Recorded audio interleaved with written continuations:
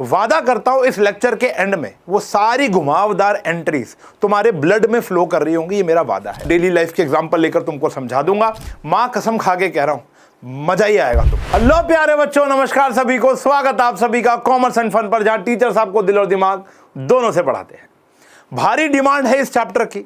हर video के नीचे लिखते हो सर कैश बुक करा दो, कैश बुक करा दो, कैश बुक करा दो। वो क्यों ना कहो, क्योंकि बाप बड़ा ना भैया, सबसे बड़ा रुपया। देखो पैसा हर एक को चाहिए, अब उसको रिकॉर्ड कैसे करेंगे वो भी तो आना चाहिए।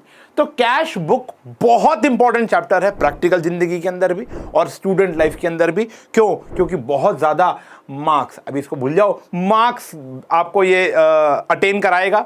6 नंबर 8 नंबर का फुल फ्लेज क्वेश्चन आता है, बहुत प्यारा क्वेश्चन होता है, आसान होता है, लेकिन बहुत सारी ट्रांजैक्शन ऐसी हैं जो घुमावदार हैं। वादा करता हूं इस लेक्चर के एंड में वो सारी घुमावदार एंट्रीज तुम्हारे ब्लड में फ्लो कर रही होंगी, ये मेरा वादा है। ठीक है जी, बेसिक टू एडवांस सारी की सारी एंट्री बता दूंगा और सबसे आसान तरीके से बढ़िया बेहतरीन एग्जांपल लेकर, डेली लाइफ के एग्जांपल लेकर तुमको समझा दूंगा। At the end of the lecture अपना वर्डिक्ट जरूर देना कॉमेंट सेक्शन में कि भाई साहब ये लेक्चर तुमको कैसा लगा। ठीक है जी, ये लेक्चर कैसा लगा, एक लाइन मेरे लिए नहीं, इस कैश बुक के लिए दे देना कि आपको ये चैप्टर कैसा लगा, इस चैप्टर की एक्सप्लेनेशन कैसे लगी। मां कसम खा के कह रहा हूं, मजा ही आएगा तुमको। चैप्टर कैश बुक जो है ना, ये हमारे अकाउंटिंग प्रोसेस का एक बहुत बड़ा हिस्सा है। अब मैं आपको बताता हूं, देखो अभी एज अ स्टूडेंट अगर मैं सोचूं तो ये 3 सवाल हमारे दिमाग में चल रहे हैं। पहला कि सर हम अभी अपने अकाउंटिंग प्रोसेस में है कहां पर। इससे पहले आपने लेजर चैप्टर कराया था, अभी हम अपने अकाउंटिंग प्रोसेस में है कहां पर। सर हमारी एनसीईआरटी तो कहती है जीएसटी हो जाना चाहिए था, सर हमारी एनसीईआरटी तो कहती है ट्रायल बैलेंस हो जाना चाहिए था। आप कहां पर स्टैंड कर रहे हो, आपका जो करिकुलम चल रहा है वो किस हिसाब से चल रहा है। दूसरा, सर जब आपने लेजर के अंदर मुझे कैश अकाउंट बनाना सिखा दिया तो अब कैश बुक की नीड क्या पड़ रही है। तीसरा, सर ये बुक्स होती क्या है। ये 3 सवाल के जवाब अगर आपको मिल गए तो आपको कैश बुक समझ में आ जाएगा कि हम क्यों बना रहे हैं। चलो, सबसे पहला सवाल, हमारा अकाउंटिंग प्रोसेस क्या है। हमारा अकाउंटिंग प्रोसेस में अभी फिलहाल आप कहां स्टैंड कर रहे हो। चलो, सबसे पहला होता है, सबको पता है, आइडेंटिफिकेशन ऑफ बिजनेस ट्रांजैक्शन। सबसे पहले एक अकाउंटेंट आइडेंटिफाई करता है कि बिजनेस ट्रांजैक्शन हुई है कि नहीं हुई। दूसरी बात होती है, उसको मनी टर्म्स में कन्वर्ट करता है। जो चीज पैसों में कन्वर्ट नहीं हो सकती उसको हम रिकॉर्ड नहीं कर सकते, तो पहले तो मनी टर्म्स में कन्वर्ट करना पड़ेगा। तीसरा सबसे बड़ा इंपॉर्टेंट चीज आती है, वो है बेटा रिकॉर्डिंग। हमने वहां पढ़ा था कि हम जर्नल में करते हैं। क्या करते हैं? जर्नल में। तो हमने आपको जर्नल एंट्री सिखा दिया, जर्नल नहीं सिखाया। सर ये क्या दिमाग की दही कर रहे हो सर, आपने बोला कि हमने जर्नल सिखा दिया। ना, मैंने आपको जर्नल एंट्री सिखाया। जर्नल क्या होता है आओ सुन लो। रिकॉर्डिंग जो होता है ना प्यारे बच्चों, जो ये टर्म रिकॉर्डिंग है, ये बहुत बड़ी टर्म है। देखो, जो रिकॉर्डिंग होता है वो होता है सबसे पहले बुक्स में। जिन चीज की ट्रांजैक्शन, इन दोनों के भी सवालों के जवाब साथ साथ मिल रहे हैं, दोबारा बता दूंगा। जिन चीज की ट्रांजैक्शन बहुत ज्यादा होती है हमारी बिजनेस में, उसको हम जर्नल या लेजर के अंदर इजीली रिकॉर्ड नहीं कर सकते, वरना लेजर तो बहुत मोटे बन जाएंगे। कहानी यहां पर यह है कि एक इंस्टीट्यूट जैसे ओएसआर एकेडमी की बात कर लें तो वहां पर लगभग 500 से लेकर 700-800 बच्चा आता है। ठीक है जी, और टीचर मान के चल लेते हैं 20 टीचर आते हैं, तो 20 टीचर 800 बच्चा। अटेंडेंस किसकी लगनी चाहिए? अटेंडेंस दोनों की लगनी चाहिए। रिकॉर्डिंग तो दोनों की होनी चाहिए, लेकिन अटेंडेंस रजिस्टर जो है वो बच्चों का बनता है।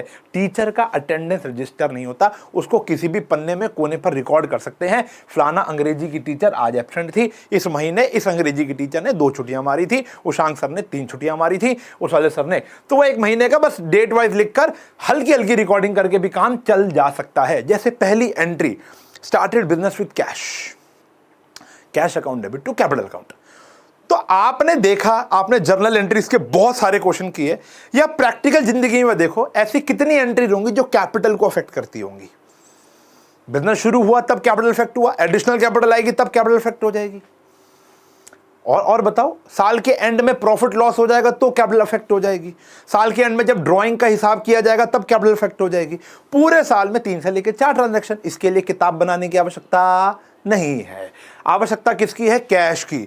हर दिन कैश आ रहा है, हर दिन कैश जा रहा है, हर दिन यूपीआई आ रहा है, हर दिन यूपीआई जा रहा है, हर दिन माल खरीदा जा रहा है, हर दिन माल बेचा जा रहा है। तो ऐसी ट्रांजैक्शन जिसकी तादाद बहुत ज्यादा होती है उसके लिए हम किताब बनाते हैं। It's a part of recording, इसको जर्नल ही बोला जाता है।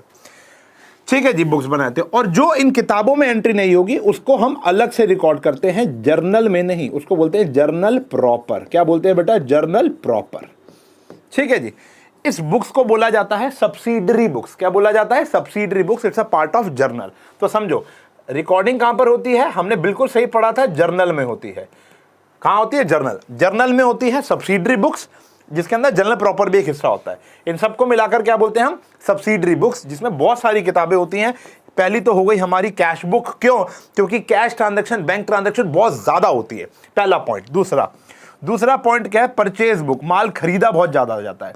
सेल बुक, बेचा बहुत ज्यादा जाता है। माल बेचोगे, खरीदोगे तो रिटर्न भी बहुत ज्यादा होंगे।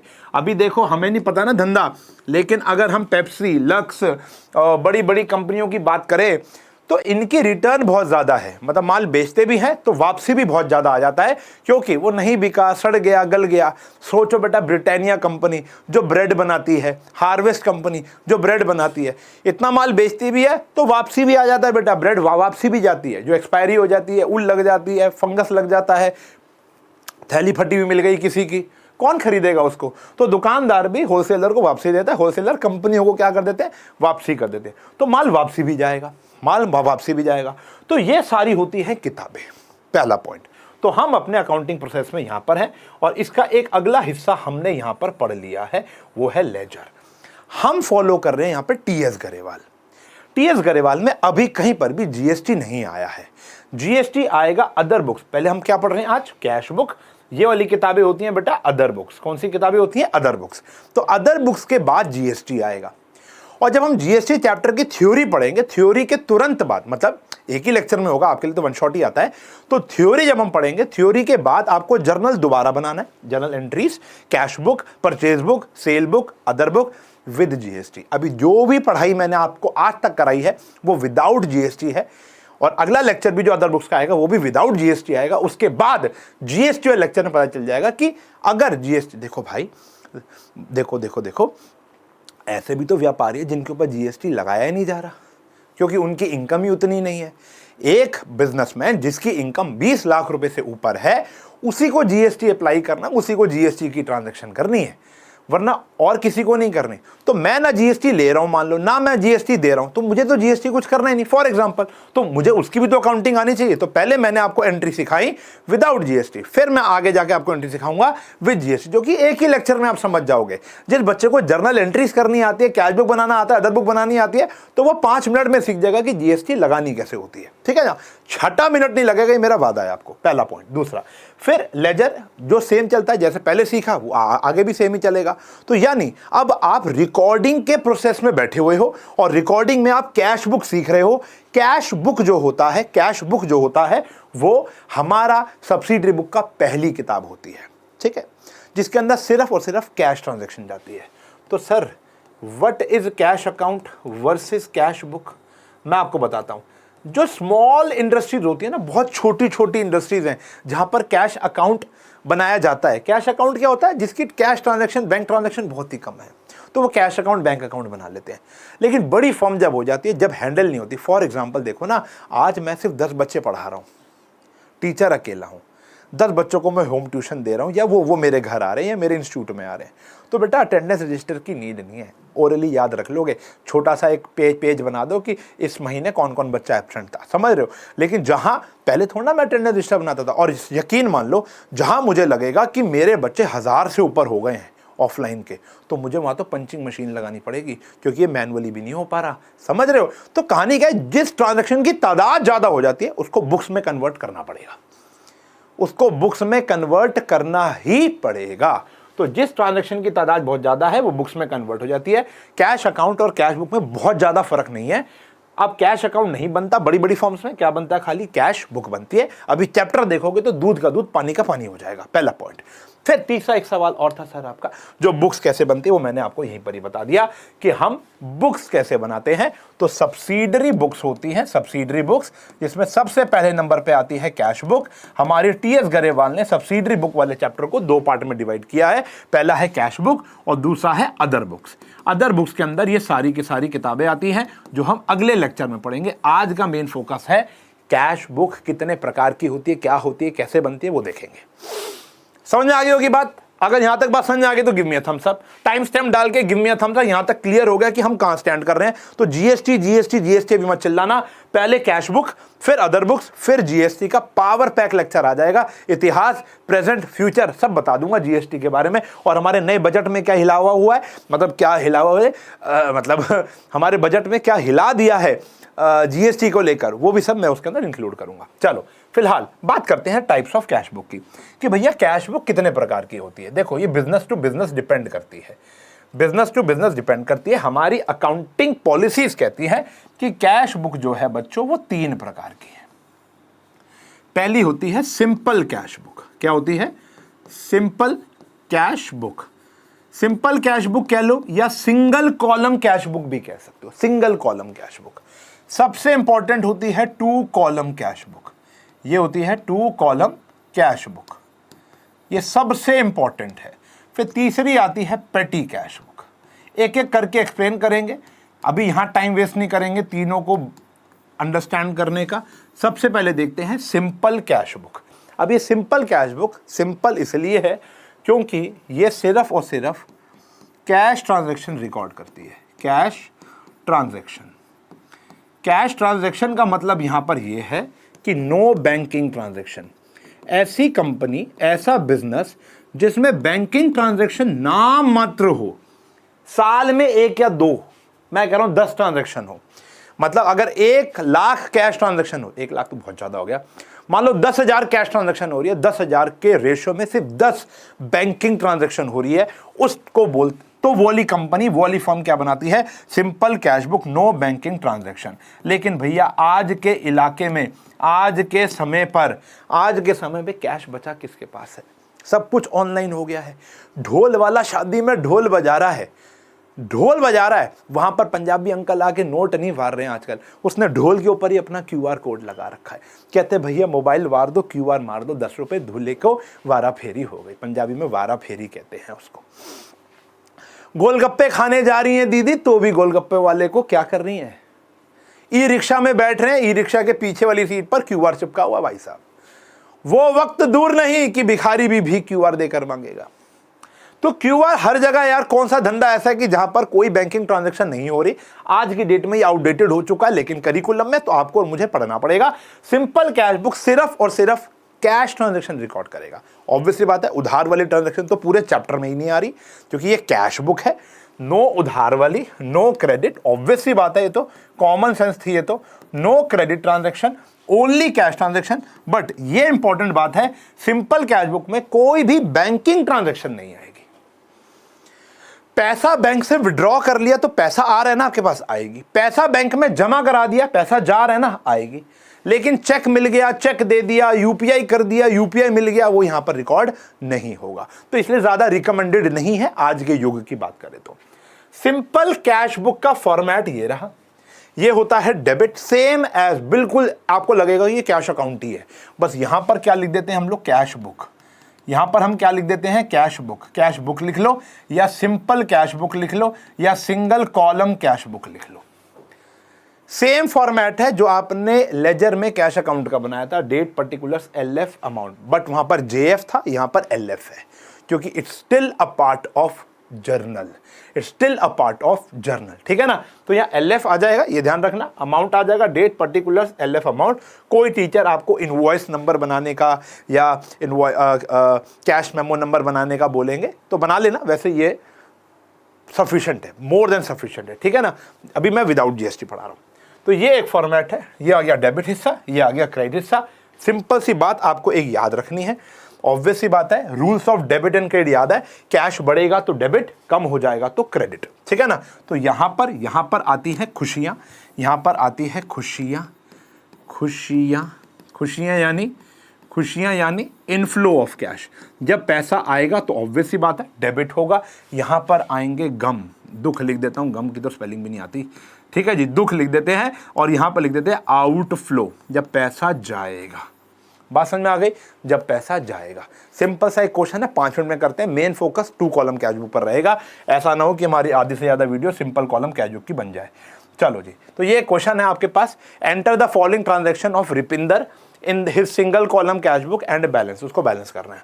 तो पहले जनवरी 1 2021 की बात है, 2 लाख से बिजनेस स्टार्ट किया है। तो यहां पर सबसे पहले तो हम नाम लिख देंगे, सिर्फ कैश बुक भी लिख सकते हो या सिंगल कॉलम कैश बुक भी लिख सकते हो, क्रेडिट डेबिट। 2021 की बात हो रही है, बिजनेस स्टार्ट हुआ है, खुशी की बात है, जनवरी 1, तो यहां पर आ जाएगा फिर वही 2 कैपिटल। भाई साहब आप फर्क नहीं बता सकते हो, से कैश अकाउंट जैसे ही बनता है 2 कैपिटल अकाउंट, लेकिन मैंने आपको डिफरेंस बता दिया कि बुक और अकाउंट में डिफरेंस क्या है। थोड़ा डार्क सा नहीं हो गया यार, ये थोड़ा सा डार्क नहीं हो गया, जैसे ये कलर आया मैं डार्क हो गया। चलो कोई बात नहीं, पैसे के लिए करना पड़ेगा, थोड़ा डार्क सा हो गया। इट्स देखो ना, अब यहाँ पर इधर देखोगे तो फिर गोरा हो गया। देखो कलर पीछे बैकग्राउंड का कितना फर्क पड़ता है। नहीं, अब यहाँ पर देखोगे तो हल्का हल्का देखो मैं डार्क सा हो गया हूँ, हल्का हल्का सा एकदम से चेंज आएगा बाय साइंस। आशु सर देखो देखो एकदम से चेंज आ गया और डार्क हो गया। अभी यहाँ पर जाऊंगा मैं फिर गोरा, भाई साहब ये क्या हो रहा है, मैं फिर गोरा हो गया, क्या हो रहा है भाई साहब, जादू देखो। तो मुझे इसको भी थोड़ा सा ब्लैक ब्लैक ही लेकर आना पड़ेगा अगर मुझे चमकते रहना है तो। चलो बहरहाल टॉपिक चमकाते हैं। कैपिटल दे रखा है 2 लाख, कैपिटल आ गया जी 2 लाख, तो यहाँ पे अमाउंट क्या नीचे आ गया 2 लाख रुपए, सही है जी। उसके बाद क्या कह रहे हैं, जनवरी 1 परचेज फर्नीचर फॉर कैश, माल खरीदा, माल नहीं फर्नीचर खरीदा है, पैसा गया है, दुख की बात है। सिर्फ पैसे के पॉइंट ऑफ व्यू सोचना है, फर्नीचर वगैरह के पॉइंट ऑफ व्यू से नहीं सोचना। तो 50,000 गया है, यहाँ पर आ गया भैया 2021 जनवरी 2 बाय फर्नीचर अकाउंट, ठीक है जी, बाय फर्नीचर अकाउंट 50,000, सही है जी, ओके। परचेजेस नहीं लिख सकते ना, माल खरीद रहे हो तो तब। गुड्स खरीदे 30,000 रुपये देकर, तो जनवरी 3 इधर आ गया, बाय माल खरीदा है, तो हम क्या लिखते हैं वर्ड परचेजेस, क्या लिखते हैं बेटा परचेजेस अकाउंट, कितना लिखेंगे 30,000, कितना लिखेंगे 30,000। उसके बाद बात करेंगे purchase paid freight, freight charges 500 के पे किए हैं, जनवरी 5 बाय फ्रेट। अच्छा देखो एक हैक भी दे देता हूँ, इसी के नीचे लिखा करो, मैंने पहले भी बता रखा है, एकदम वंस के नीचे वंस, टेंस के नीचे टेंस, 100 के नीचे 100, टोटलिंग यही हो जाती है, ठीक है बेटा। सोल्ड गुड्स फॉर कैश, माल बेचा है 28,000 रुपये का, तो भैया ये तो खुशी की बात है, पैसा आया होगा। जनवरी 7 की बात है, 2 माल बेचा है, तो यहाँ आ गया सेल्स अकाउंट कितने का भैया 28,000 रुपये का, तो पैसे आए हैं ना बेटा, पैसे आए हैं आपके पास, सही है जी। फिर पेड टू रमेश, रमेश को 20,000 रुपये दे दिया, फिर दुख की बात होगी भैया, तो यहाँ पर आ गया बाय रमेश, ठीक है जी। कितना पे किया है 20,000 पे किया है। डेट दिखाते हैं कितनी थी, जनवरी 10 जनवरी को पे किया है। उसके बाद बात करेंगे सोल्ड गुड फॉर कैश 10,000, जनवरी 15 माल बेचा है, जनवरी 15 टू सेल्स माल बेचा है, कितने का बेटा 10,000 रुपये का, ठीक है ना। तो यहाँ पर खुशियाँ आ रही हैं या दुख आ रहे हैं, सिंपल सा पंगा है, कोई मुश्किल नहीं है। फिर आ गया पेड वेजेस, 10,000 के वेजेस पे किए जनवरी 20 को, जनवरी 20 को दिहाड़ी पे की है by wages account, by wages account कितना भैया 10,000 रुपया, बहुत ही बढ़िया। इसके बाद क्या कह रहे हैं, purchase goods from Raj on credit. अब समझने वाली बात है, राज ऑन क्रेडिट तो क्रेडिट में है, तो ये कैश बुक पे रिकॉर्ड नहीं होगी, होगी रिकॉर्ड कैश बुक के अंदर नहीं होगी, क्योंकि उधार वाली ट्रांजैक्शन है। No treatment in cash book, no treatment in cash book. मैं ये नहीं कह रहा हमारी बुक्स ऑफ अकाउंट में रिकॉर्ड नहीं होगी, होगी कैश बुक में, इसके लिए कोई जगह नहीं है। इन कैश बुक के अंदर इसके लिए कोई जगह नहीं है, पहली बात। फिर आ गया पेड रेंट बाय चेक, इसकी भी नो एंट्री होगी, क्यों, कैश बुक के अंदर कोई एंट्री यहां पर नहीं होगी, क्योंकि ये चेक से पे किया गया है, कैश से पे नहीं किया गया है, ठीक है जी। ये खत्म हो गया बेटा। टोटलिंग सेम वैसे ही है बेटा, अब हम इसमें इतना ज़्यादा टाइम वेस्ट नहीं करेंगे, आमने सामने टोटलिंग करनी है, जैसे कैश अकाउंट की करते थे वैसे ही कैश बुक की हो जाएगी। यहाँ पे टोटल किया 2,38,000 रुपये आया, बड़ा बैलेंस यही है। इधर भी आ गया 2,38,000 रुपया। फिर जो बैलेंस बच जाएगा महीने की आखिरी तारीख जैन 31, ठीक है ना। तो यहां पर आ गया बाय सेम लेजर जैसा। अगर आपने मेरा लेजर वाला लेक्चर नहीं देखा तो जाकर देखो, बड़े दिल बड़े मन से बनाया गया लेक्चर है, जाकर देखो, सब क्लियर हो जाएगा कि लेजर बनता कैसे है। बाय बैलेंस यहां पर आता है कैरिड डाउन, ठीक है जी। तो अब देखो 2,38,000 में से ये सब माइनस करना है, तो ये आ गया 1,10,500, 1,10,500। तो 2,38,000 ये रफ में बना रहा हूं मैं, 1,10,500 क्या करना है माइनस, समझ गए। 238 में से 50, 80, 80 और 20 1,00,000, 1,10,500। तो यहां से बचा बेटा 500, यहां पर आ गया 7, यहां आ गया 2, यहां आ गया 1,27,500 बचेगा। तो यहां अमाउंट आ गया 1,27,500। ओरली कर लोगे। ये बैलेंस सीडी है तो नीचे आके ये बीडी हो जाएगा। February 1 में ये लिखने का मन हो तो लिख देना, वरना कोई इच्छा नहीं है। टू बैलेंस ब्रॉट डाउन कितना आ गया 1,27,500। मैं फिर बोलूँगा ये लिखने का मन हो तो ठीक है, वरना कोई बात नहीं। ये है बेटा हमारी सिंपल कैश बुक। क्लियर है। टाइम स्टैम्प डाल के एक बार थम्स अप दे दो भाई साहब, पता तो चले कि बच्चे जेन्युइनली कहाँ तक पढ़ रहे हैं, पता तो चले बच्चे जेन्युइनली पढ़ कहाँ तक रहे हैं। सही है जी। अच्छा अब देखो एक और क्वेश्चन देखेंगे, लेकिन वो हम सिर्फ ओरली देखेंगे। इन ट्रांजैक्शंस को देख लेते हैं और देखते हैं कि कौन कौन सी ट्रांजैक्शन हमारे किताबों में जाएगी और कौन कौन सी ट्रांजैक्शन नहीं जाएगी। ये आप करेंगे और इसका जो भी बैलेंस आएगा वो मुझे कमेंट में चाहिए, ठीक है जी।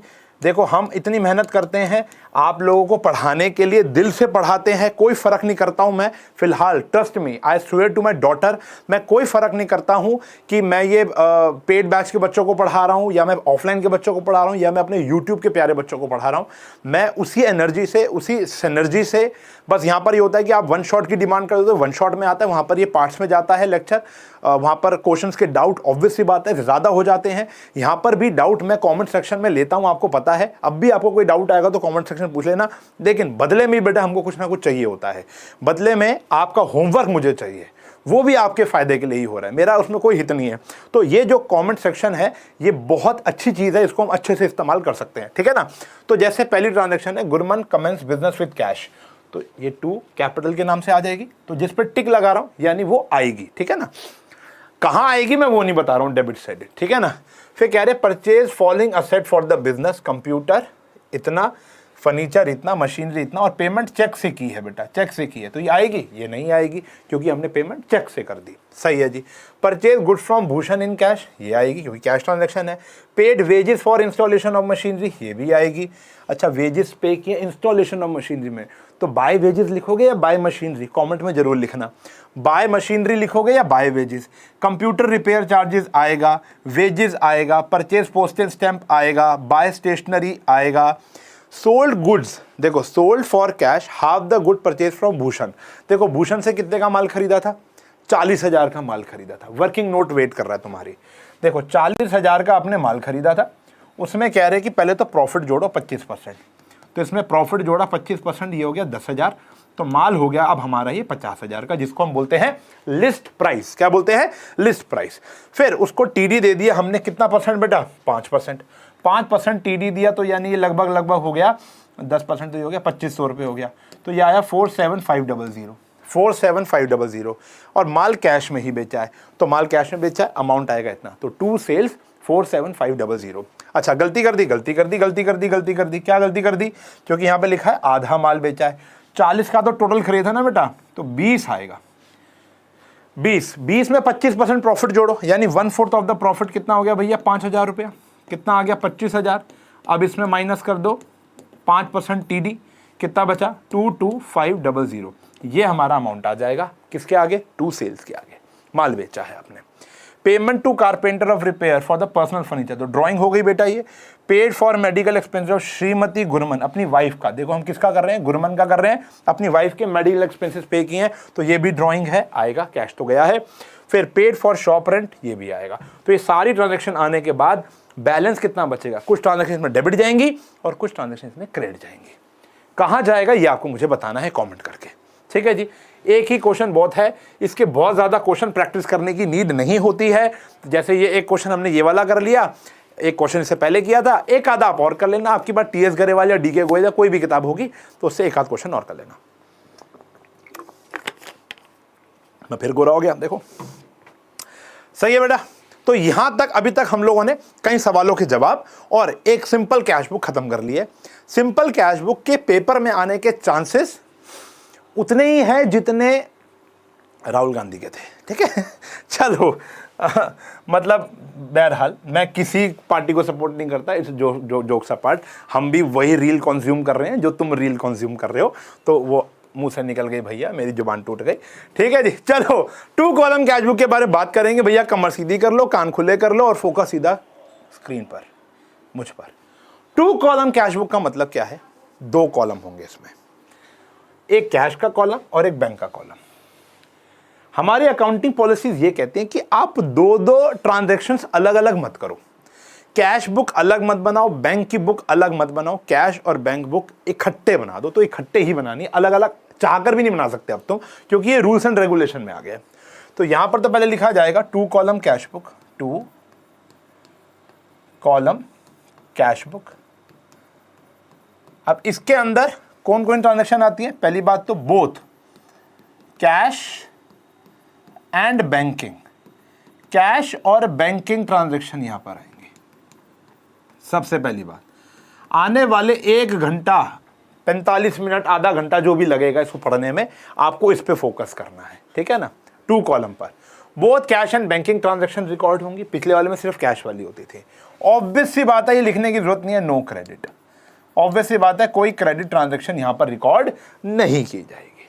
फिर कैश की खुशियां डेबिट, बैंक की खुशियां डेबिट। कैश का गम क्रेडिट, बैंक का भी गम क्रेडिट। कैश में पैसा आएगा तो डेबिट, बैंक में पैसा आएगा तो डेबिट। कैश कम हो जाएगा तो क्रेडिट, बैंक कम हो जाएगा तो क्रेडिट, ठीक है जी। ट्रांजैक्शन बड़ी ही सिंपल है, बट कुछ ऐसी ट्रांजैक्शन है जो यहां पर टेढ़ी है। सबसे पहले तो ऐसी ट्रांजैक्शंस भी हैं सर जो कैश को भी अफेक्ट करेगी और बैंक को भी अफेक्ट करेगी।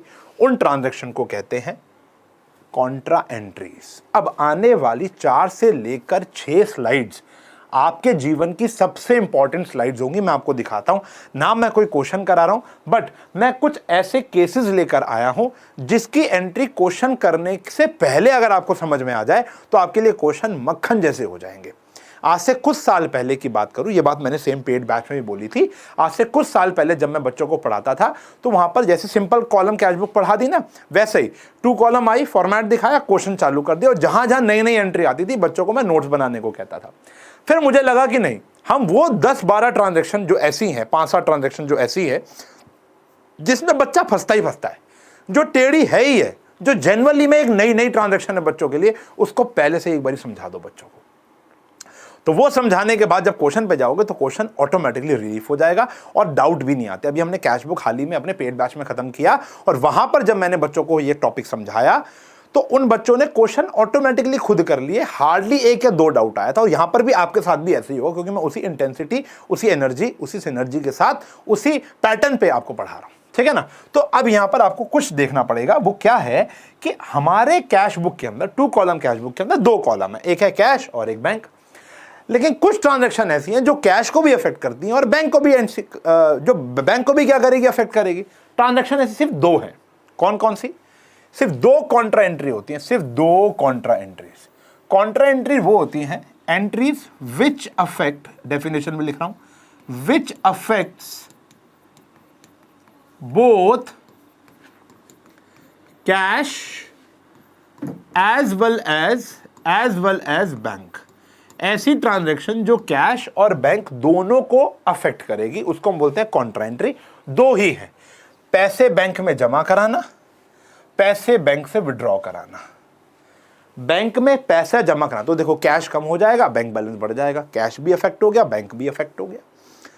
भाई आप किसी को रेंट दे रहे हो चेक से तो सिर्फ बैंक अफेक्ट हुआ ना, आप किसी को वेजेस दे रहे हो कैसे, सिर्फ कैश अफेक्ट हुआ ना, आपने माल बेचा चेक से तो आपका बैंक अफेक्ट हुआ, आपने माल बेचा कैश से सिर्फ कैश अफेक्ट हुआ। लेकिन ये दो ट्रांजैक्शन ऐसी हैं जिससे आपका बैंक भी अफेक्ट हो रहा है और कैश भी अफेक्ट हो रहा है, उसको बोलते हैं हम Contra entry, when cash is deposited into bank. अगर मैं इसकी जर्नल एंट्री की बात करूं तो यहां पर एंट्री होती थी, याद कर लो, bank account debit to cash account. बहुत ही बढ़िया, bank account debit to cash account. सही है, सही है। चलो, तो अगर ऐसी एंट्री है, मान लो आपने 10,000 रुपए जमा कराया एग्जाम्पल के तौर पर समझाने के लिए, तो अब इसको हम यहां पर लिखेंगे कैसे, 2 कॉलम कैश बुक में हम लिखेंगे कैसे। देखो, बैंक क्या हो रहा है, डेबिट, तो बैंक का कॉलम क्या होगा, डेबिट। कैश क्या हो रहा है, क्रेडिट, तो कैश का कॉलम क्या होगा, क्रेडिट। ठीक है ना। अब वो कैसे होगा, देखो लिखने का तरीका है।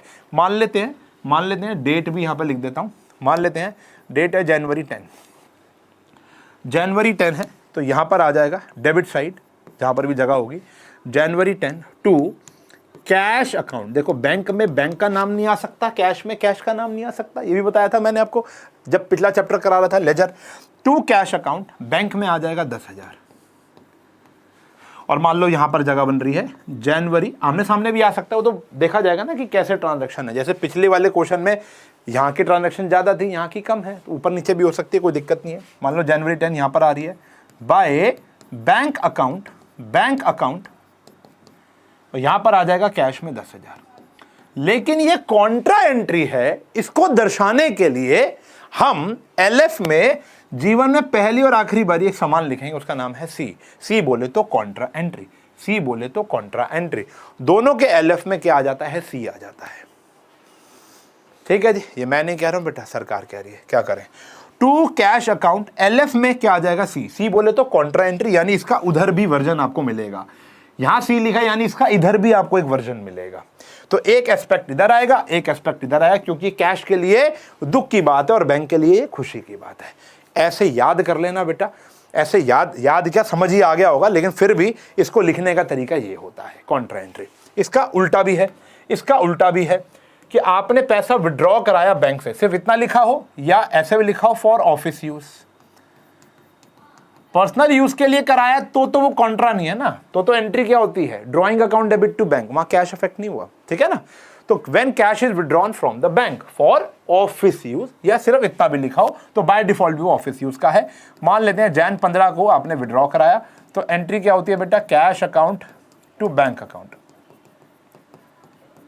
डेबिट, लेट से 21,000 रुपए, मान लेते हैं 21,000 आपने विड्रॉ किया, तो ट्रांजैक्शन क्या हो जाएगी, मान लेते हैं जैन 21, यहां आएगा, देखो कैश हो रहा है डेबिट, लेकिन नाम किसका आएगा, बैंक का, जैसे लेजर पोस्टिंग करते थे, टू बैंक अकाउंट, एलएफ में आएगा कॉन्ट्रा, कैश में आ जाएगा 21,000, क्योंकि कैश के लिए खुशी की बात है, बिजनेस में कैश बढ़ रहा है, बैंक बैलेंस कम हो रहा है, तो यहां पर आ गया, या कहीं पर भी जहां जगह मिलेगी, by bank, by cash account, by cash account, और यहां पर आ गया जी कॉन्ट्रा, बैंक में आ जाएगा 21,000। ये है to cash, to bank by cash, और ये क्या है, टू कैश बाय बैंक। याद रख लेना, दो कॉन्ट्रा एंट्री है। ऐसा एक क्वेश्चन पेपर नहीं है, एक क्वेश्चन नहीं है, क्वेश्चन ही नहीं है कोई टू कॉलम का जहां पे ये एंट्री ना है। दोनों में से एक या मैक्सिमम तो आएंगी, दोनों की दोनों। ठीक है ना। पैसा जमा कराना भी और पैसा विड्रॉ कराना भी। एक बिजनेसमैन पैसा जमा भी कराता है और पैसा विड्रॉ भी करता है अपने पूरे एक महीने के अंदर, हफ्ते के अंदर। चलो, ये दो ट्रांजैक्शन तो हो गई। अब कुछ स्पेशल ट्रांजैक्शन पे चलते हैं। ये तो थी कॉन्ट्रा एंट्री, सेकंड वाला आया। अब कुछ स्पेशल ट्रांजैक्शन, चेक के बारे में बात कर लेते हैं। कुछ चेक से रिलेटेड, देखो आपने चेक दिया ना तो उससे कोई पंगा नहीं है, लेकिन जो चेक मिलता है ना उसमें पंगा है। देखो क्या लिखा है, रिसीव्ड चेक फ्रॉम रमेश। ठीक है जी। अब इसके दो केसेस हैं, दो केसेस हैं। या तो क्वेश्चन में लिखा आए deposit this on same date, आपने सेम डेट पे जाकर उसको जमा करा दिया, ये क्वेश्चन में लिखा हुआ है। या क्वेश्चन साइलेंट है। क्वेश्चन क्या है, साइलेंट है, ना तो इसके बाद कुछ लिखा है ना इसके आगे कुछ लिखा है, सिर्फ इतना लिखा है रिसीव चेक फ्रॉम रमेश। दोबारा समझ लो, क्वेश्चन आया, पूरे क्वेश्चन में एक एंट्री आई, मान लेते हैं जनवरी 1 ही लिख दिया यहां, तो चलो मान लो बीच में कहीं पर भी एंट्री, स्टार्टिंग में भी आ गई, रमेश से चेक मिला। या तो एंट्री ऐसे आएगी, received cheque from Ramesh and deposit in the bank on same date, तो कंफर्म हो गया, सेम डेट पे जमा करा दिया। लेकिन कुछ लिखा नहीं है, सिर्फ ये लिखा है रिसीव्ड चेक फ्रॉम रमेश, और उसके बाद मैंने पूरा का पूरा क्वेश्चन पढ़ लिया आगे। रमेश के चेक की कोई बात नहीं कर रखी, क्वेश्चन साइलेंट है। तो आप ये प्रिज्यूम कर लो कि सेम डेट पे जमा कराया है। तो यहां तो लिख दिया, नहीं लिखा तो प्रिज्यूम कर लो कि हमने चेक सेम डेट पे ही जमा कराया है। अगर हमको रमेश से चेक मिल रहा है और सेम डेट पे जमा हो रहा है तो इससे बढ़िया बात ही नहीं कोई। क्या आ जाएगा, जनवरी 1, जो भी डेट है, खुशी की बात है। कौन पैसा दे रहा है आपको, रमेश दे रहा है, टू रमेश या रमेश अकाउंट, और बैंक बैलेंस बढ़ जाएगा बेटा आपका 30,000 रुपया। सिंपल है, कोई मुश्किल नहीं है। जर्नल एंट्री भी यही होती है, भाई रमेश ने चेक दिया, जमा करा दिया, bank account debit to Ramesh account. Simple है, नया कुछ नहीं है, पुराना है। लेकिन अगर आपको ऐसा गिवन है कि जनवरी 1 को रमेश ने चेक दिया था आपने, और क्वेश्चन आगे कुछ नहीं कह रहा, लेकिन क्वेश्चन आपने आगे जब पढ़ा तो जनवरी 7 की एक एंट्री दिख रही है कि रमेश का चेक आपने बैंक में जमा करा दिया, रमेश का चेक आपने बैंक में जमा करा दिया। तो मुझे बताओ, जनवरी 1 की अगर मैं बात करूंगा, इस वाली एंट्री की बात करूंगा, तो जनवरी 1 को क्या मेरा कैश अकाउंट बढ़ा? कमेंट में बताओ टाइम स्टैम्प डाल के, हाँ या ना। देखो भाई, मुझे ये भी चेक करना है कि यहां तक कौन पहुंच रहा है, कौन कौन जनवरी पढ़ रहा है। तो टाइम स्टैम्प डाल के ये बताओ कि क्या जनवरी 1 में आपका कैश अकाउंट बढ़ेगा या आपका बैंक अकाउंट बढ़ेगा? आंसर इस कुछ भी नहीं होगा। ना कैश बढ़ रहा है ना बैंक बढ़ रहा है, वो तो बस चेक मेरी जेब में आकर बैठ गया, मेरे वॉलेट में चला गया, मेरी फाइल में लग गया। जब मैं बैंक में जाऊंगा, कब जा रहा हूं, 7 दिन बाद जा रहा हूं। 3 महीने तक आप चेक कभी भी जमा करा सकते हो, तो मैं 7 दिन बाद जा रहा हूं चेक जमा कराने। मैं 7 दिन बाद जब बैंक में जाऊंगा तब मेरा बैंक बैलेंस बढ़ेगा ना। जनवरी 1 की एंट्री नहीं होगी, no entry in cash book, no entry in cash book. इसकी जर्नल एंट्री होती है ना, क्या होती है, cheque in hand to Ramesh, यही होती है ना, cheque in hand to Ramesh. तो भैया वो चेक इन हैंड और रमेश, ये दो चीजें अफेक्ट होती है ना, कैश अफेक्ट हो रहा है ना ही बैंक। तो ये कैश बुक, हमारा फोकस क्या है, 2 कॉलम कैश बुक, ये वहां पर नहीं आने वाली, ये वहां पर नहीं आने वाली। हाँ, लेकिन जब जनवरी 7 को आप जमा कराओगे तो ये जनवरी 7 को जरूर जाएगा। 2 किस नाम से जाएगा, रमेश के नाम से नहीं जाएगा, अब ये जाएगा 2 चेक इन हैंड के नाम से, to cheque in hand account. Bank balance आपका बढ़ जाएगा कितने से भैया, 23,000 से। तो जनवरी 1 की कोई एंट्री नहीं होगी, जनवरी 7 की एंट्री होगी। सॉर्टेड है, समझते जाना भैया। जो चीज़ एक बार समझ में नहीं आई, पीछे जाओ और एक बार पढ़ो, फिर नोट्स बनाओ। नोट्स बनाने बहुत इंपॉर्टेंट है, सिर्फ पीपीटी के बल पे मत रहना। वैसे तो ये टेलीग्राम पर आ जाती है, लेकिन फिर भी आपको फोकस होकर नोट्स बनाने हैं। इस टॉपिक के तो नोट्स बनाने ही बनाने बेटा, ठीक है जी, जो भी चल रहा है। ऐसा भी हो सकता है कि रमेश ने चेक दिया था हमको जनवरी 1 और हमने सेम डे पे जमा करा दिया, ठीक है जी, deposit in bank on same date पे जमा करा दिया। जनवरी 7 को मेरे पास मैसेज आता है कि रमेश का चेक तो बाउंस हो गया। डिसऑनर का मतलब क्या होता है, बाउंस हो गया। डिसऑनर का मतलब क्या होता है भैया, बाउंस हो गया। अब समझो, बैंक में भी अगर मैं चेक जमा कराता हूं, आज ना अपने पापा से पूछना, अपनी मम्मी से पूछना, अपने बड़े भाई से पूछना कि भैया, जैसे अभी मेरी हाल ही में हमारे पास तो रोज चेक आते हैं, और महीने में एक आधा चेक तो किसी पार्टी का बाउंस हो ही जाता है। महीने में नहीं हो रहा, 6 महीने में तो एक हो ही रहा है। और इत्तेफाक की बात बताऊं, जिस दिन मैंने ये टॉपिक पढ़ा रहा था अपने पेड बैच वाले को, कोई पेड बैच वाला बच्चा होगा तो हाजिरी लगाएगा, वहां पर उसी दिन एक बच्चे का चेक बाउंस हुआ था, तो मैंने मैसेज भी पढ़वाया था। एक्चुअली क्या होता है, जब मैं चेक मुझे मिलता है तो मैं बैंक में जाके जमा कराता हूं। तो मैं अपनी कैश बुक में, कैश बुक तो हम ही बना रहे हैं ना, हम अपनी कैश बुक में आकर ये मान लेते हैं कि भैया पैसा तो आ ही जाएगा, कहीं जा रहा है, पार्टी ने दे दिया तो टू रमेश ने पैसा दे दिया, तो मेरा बैंक बैलेंस तो बढ़ ही जाएगा 30,000 रुपये। लेकिन ये बात मुझे जनवरी 7 को जाकर पता चलती है कि भैया रमेश का चेक तो बाउंस हो गया, बैंक के अकाउंट में तो पैसा आया ही नहीं। तो अब हम इसको रब तो नहीं कर सकते ना बेटा, रब नहीं कर सकते, फ्लूइड नहीं चला सकते। तो इसको खत्म करने के लिए हमको यहां पर ही क्या करना है, जनवरी 7 को जब पता चला बैंक बाउंस हो गया तो टू रमेश, मैं रमेश से फिर पैसे लूंगा। और अगर आप मुझे फॉलो कर रहे हो काफ़ी सारे चैप्टरों से, तो बेटा मैंने आपको ये भी बात बताई थी कि जब हमें चेक मिलता है तो एंट्री होती है बैंक टू रमेश, और जब बाउंस होता है तो एंट्री होती है रमेश टू बैंक। बैंक में से तो मैंने अपना पैसा काट लिया, मुझे तो भैया आया ही नहीं पैसा, तो मेरा खामा तो बैंक यहाँ पे ज़्यादा दिख रहा था जबकि है ही नहीं, मुझे माइनस करना पड़ेगा, ख़त्म करना पड़ेगा। और रमेश से भी तो पैसा मांगोगे, तो रमेश मेरा डेटर फिर से बन गया। तो कहानी यहाँ पर यह है कि एंट्री उल्टी हो जाती है। रमेश से चेक मिला तो बैंक बढ़ा दिया, रमेश का चेक बाउंस हो गया तो बैंक कम कर दिया। इसके बाद एक और चीज आ जाती है, बैंक ने बैंक चार्जेस काट लिए बाउंसिंग के, तो यहां पर लिख दो जनवरी 7 बाय बैंकिंग चार्जेस, यहां से कट जाएगा आपके अकाउंट से, वो रमेश से ले लेना। जैसे अभी उस बच्ची ने जब चेक बाउंस किया था 220 रुपये मेरे कटे थे। खैर मेरी हिम्मत नहीं होती, मैंने आज तक कभी किसी क्लाइंट से वो बाउंसिंग चार्जेस तो नहीं चार्ज किए, लेकिन जहां पर मुझे लगता है कि पार्टी से ले लेना चाहिए तो मैं मांग भी लेता हूँ, ऐसी बात नहीं। अब बच्चों से क्या ही मांगूँ मैं, तो मैं वो 220 रुपीज़ नहीं मांगता। तो अगर, लेकिन मेरे बैंक ने तो मेरे से काटे ना, तो यहाँ पे आया बाय बैंकिंग चार्जेस 200 रुपीज़, जो क्वेश्चन में दिया होगा तभी, खुद से मत लगा देना। बात समझ में आ गई? बात समझ में आ गई? तो जब चेक मिलता है तो हमारा डेबिट हो जाता है, और जब चेक बाउंस होता है तो वो क्रेडिट हो जाता है। फिर आती है तीसरी बात जो सबसे इंपॉर्टेंट है, लेकिन ऐसा कोई भी क्वेश्चन हमारे टीएस गरेवाल में नहीं है, कोई भी क्वेश्चन नहीं है, लेकिन एक एग्जाम में, कई एग्जामों में पूछा जाता है। तो आप देख लेना, इसकी प्रैक्टिस तो खैर नहीं हो पाएगी, और इसकी प्रैक्टिस करने की नीड भी नहीं है, मैं बताता हूं क्यों। पहले पढ़ लो, रमेश से चेक मिला, रमेश से चेक मिला। देखो जब सिर्फ इतना लिखा आएगा तब आप आगे पढ़ोगे ना जाकर क्वेश्चन। तो हमने देखा जनवरी 7 में रमेश के चेक की बात की हुई है, रमेश का चेक एंडोर्स कर दिया सुरेश को।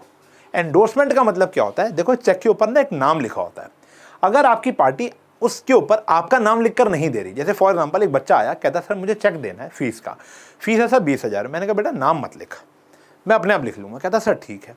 कोई पार्टी वो होती है ढीठ, कहते हैं नहीं बिना नाम के तो हम चेक नहीं बनाएंगे जी, हमें तो रिकॉर्ड रखना पड़ता है। हमने कहा ठीक है तो मेरा नाम लिख दो, लिखो शांत गई, ठीक है ना, या आप क्या कहते हैं OSR अकेडमी लिख दो, वो बात समझ में आ जाती है।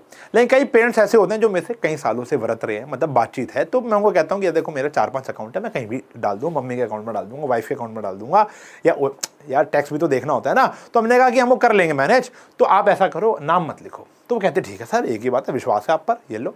और विश्वास क्या है, तेरे को तो 20 देने ही देने हैं, मुझे दे, पड़ोसी को दे, किसको क्या लेने देना। अब मान लो 20,000 का चेक आया मेरे पास, और मुझे अपने फोटोकॉपी वाले को ही 20,000 रुपये देने थे या 25,000 देने थे। मैं कहा देख 20 का चेक तो तू डाल ले, 5 ले कैश, तेरा मेरे साथ खत्म। तो एक चेक मेरे पास आया, और वो चेक मैंने आगे एंडोर्स कर दिया, मेरा यानी OSR अकेडमी का कैश बढ़ा, बैंक बढ़ा, तो इसकी भी कोई एंट्री नहीं होगी और इसकी भी कोई एंट्री नहीं होगी। तो अगर चेक मिला और आपने आगे जाकर 2-4-5 दिन बाद उसको कहीं एंडोर्स कर दिया, तो ना मिलने की एंट्री तो वैसे भी नहीं होती, cheque in hand to Ramesh है, और एंडोर्समेंट की भी कोई एंट्री नहीं है, क्योंकि ना तो मेरा कैश अफेक्ट हो रहा है ना ही मेरा बैंक अफेक्ट हो रहा है। अब आपके मन में कुछ सवाल उठ रहे होंगे, सर जिसने पैसे देने थे उसने मुझे देने थे, लेकिन मैंने आगे वो चेक दे दिया, तो बेटा उसके अकाउंट से उसके अकाउंट में पैसा चला जाएगा, तो मेरा कोई रोल नहीं आया, ना मेरा कैश बढ़ा, ना ही मेरा बैंक अफेक्ट हुआ, ठीक है ना। अब आपके मन में सवाल आ रहा है पिछली एंट्री से लेकर कि सर बाउंस हो गया तो क्या करोगे? बाउंस हो गया तो कोई बात नहीं, सुनो, मैंने चेक अपने फोटोकॉपी वाले को दिया, फोटोकॉपी वाले ने चेक अपने बैंक में डाला, वो अपनी बुक्स में एंट्री कर रहा है, वो अपनी बुक्स में एंट्री कर रहा है, मैं ऐश कर रहा हूँ, ठीक है ना। मैं एंट्री करूंगा, कैश बुक में नहीं करूंगा, ध्यान रखना। जर्नल में तो एंट्री होगी, जर्नल में इसकी एंट्री क्या होती है, cheque in hand to Ramesh, और इसकी एंट्री क्या हो जाएगी, जो चेक मिला था वो मैंने सुरेश को दे दिया, तो Suresh to cheque in hand, मैं कैश बुक में नहीं कर रहा। लेकिन जब चेक बाउंस हो गया उसका फोन आएगा, सर वो जो आपने चेक दिया था ना बाउंस हो गया सर। अच्छा, मैं कहा 2 मिनट हो रही है होल्ड, मैंने दूसरा फोन निकाला, इसी में कॉन्फ्रेंस पे ले लिया, मैं कहा सर जो आपने चेक दिया था ना वो बाउंस हो गया। अब देखो, अब वो वाला चेक जो बाउंसिंग चेक है मैं उनको दूंगा, अब उसने मुझसे फिर 20,000 रुपये लेने और मैंने आगे से फिर 20,000 रुपये लेने, उसकी भी एंट्री होगी, लेकिन कैश बुक में मेरी एंट्री नहीं होगी ना। उसका चेक बाउंस भी हो जाए ना तो भी मेरी कैश बुक में कोई एंट्री नहीं होने वाली। हाँ, आगे जाकर ऐसी ट्रांजैक्शंस को आपने झेलना है, अभी फिलहाल के लिए इसको साइड में रख सकते हैं। मुझे पता ये डाउट आता है क्योंकि ऑफलाइन वाला हर साल बच्चा ही सवाल पूछता है, तो मुझे लगा कि एक डाउट तो तुम्हारा करे तो, और किस किस के मन में आया था ये भी कमेंट में बता देना, या comment section is the only place we can talk, okay ना। तो वहां पर थोड़ा अच्छे से इस्तेमाल करना चाहिए, मुझे ऐसा लगता है। तो ये वाली एंट्री, कोई भी ट्रांजेक्शन यहाँ पर होने वाली नहीं है। Got it. चलो, अब एक क्वेश्चन आया हमारे सामने, अब इस क्वेश्चन को कैसे करेंगे आओ देखते हैं। अब 2 कॉलम कैश बुक में ध्यान से देखना है। कुछ स्पेशल ट्रांजैक्शन मैंने तुमको बता दी, एक सेकंड।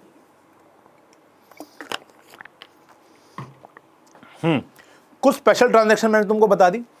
अब जो नॉर्मल ट्रांजैक्शन है, जैसे रेंट दिया, सैलरी दी, वो देख लो, कैश से दिए तो कैश में चला जाएगा, बैंक से दिए तो बैंक में। एक बार देख लो ना क्वेश्चन, बहुत आसान क्वेश्चन होता है।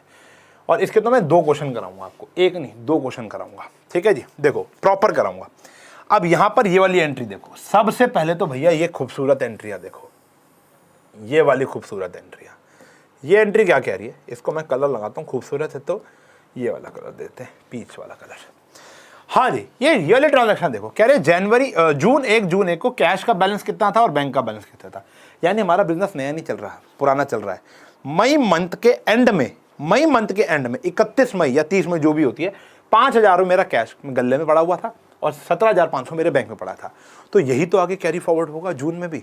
तो ये मेरा ओपनिंग बैलेंस है। क्या है बेटा, ओपनिंग बैलेंस, ठीक है जी। तो इसको ट्रीट कैसे करते हैं आपको पता ही है, जनवरी 1 ये आ गया to balance brought down, 5,000 cash में है और 17,500 बैंक में है। सिंपल सी बात है, कैश में 5,000, 17,500 बैंक में। मैं फिर काला हो गया ठीक है जी। चलो बहरहाल कोई बात नहीं। इसके बाद नॉर्मल ट्रांजैक्शन। अब एक एक ट्रांजैक्शन पढ़ो और देखो, खुश है, दुख है, कैश है, बैंक है। Cash received from the sale of personal asset deposit in the firm's account. अपनी बीवी के जेवर बेच दिए, पर्सनल एसेट बेच दिया ना, अपनी गाड़ी, अपना घर, अपने बीवी के जेवर, ठीक है ना, अपने सास का मकान, कुछ भी आपने बेच दिया और आपको 5,000 रुपये मिले और वो पैसा आपने फर्म के बैंक अकाउंट में डाल दिया। तो इसको एडिशनल कैपिटल कहते हो बेटा। अच्छा जनवरी नहीं है, जून है, जून। इसको एडिशनल कैपिटल कहते हो बेटा। बैंक बैलेंस तो बढ़ गया, इसको बोलेंगे कैपिटल या additional capital. To capital account हमारे पास बैंक बैलेंस 5,000 से बढ़ जाएगा। सही है जी। फिर ये वाली ट्रांजैक्शन भी हो गई। इस पे आते हैं, cheque received as advance again the sale paid into bank. उसी दिन जाके जमा करा दिया, किसी ने माल बेचने का एडवांस दे दिया हमको 50,000 रुपए का और वो उसी दिन मैंने चेक जमा करा दिया। तो June 6 to advance for sale, advance for sale उसी दिन जमा करा दिया। क्वेश्चन खुद ही चिल्ला कर कह रहा है, तो मेरा बैंक बैलेंस बढ़ जाएगा। सही है जी। चलो, नहीं लिखा होता पेड इनटू बैंक तो मैं आगे जाके क्वेश्चन को स्टडी करता, मैं देखता कि क्वेश्चन में क्या कह रहा है। कुछ नहीं कह रखा होता तो भी मैं मान लेता सेम डेट पे जमा हो रहा है। अब इंपॉर्टेंट ट्रांजैक्शन आ गई है बेटा।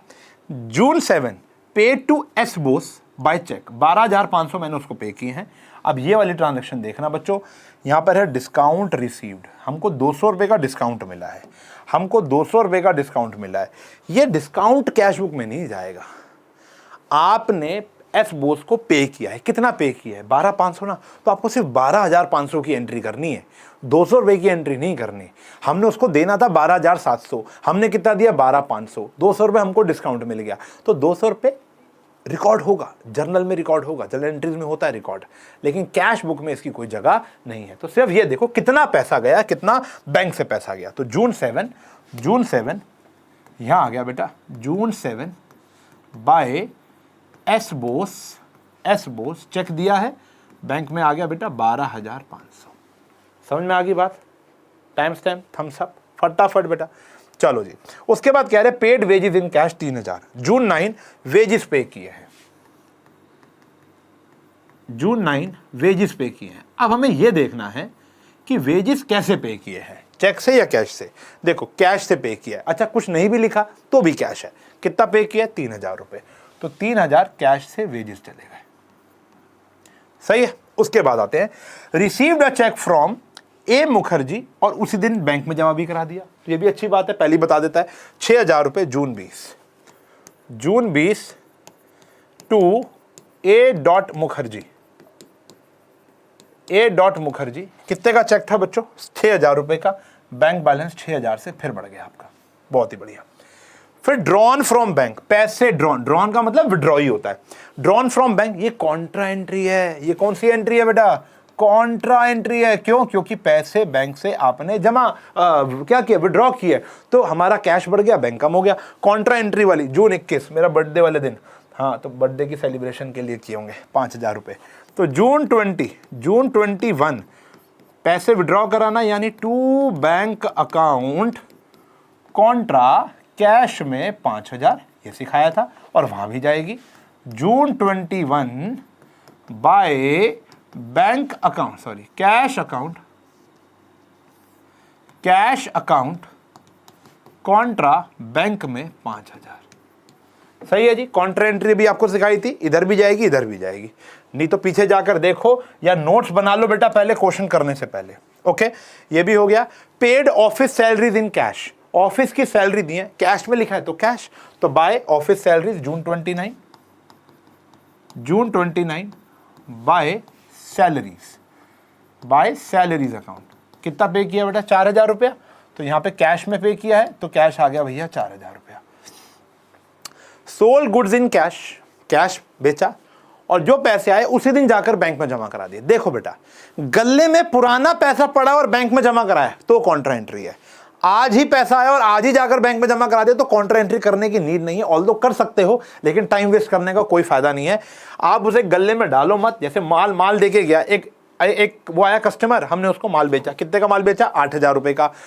मैंने कहा भाई 8,000 रुपये ले। मैंने अपने स्टाफ को बुलाया, मैं कहा बेटा जा इसको बैंक में जमा करा के आ, जल्दी जा।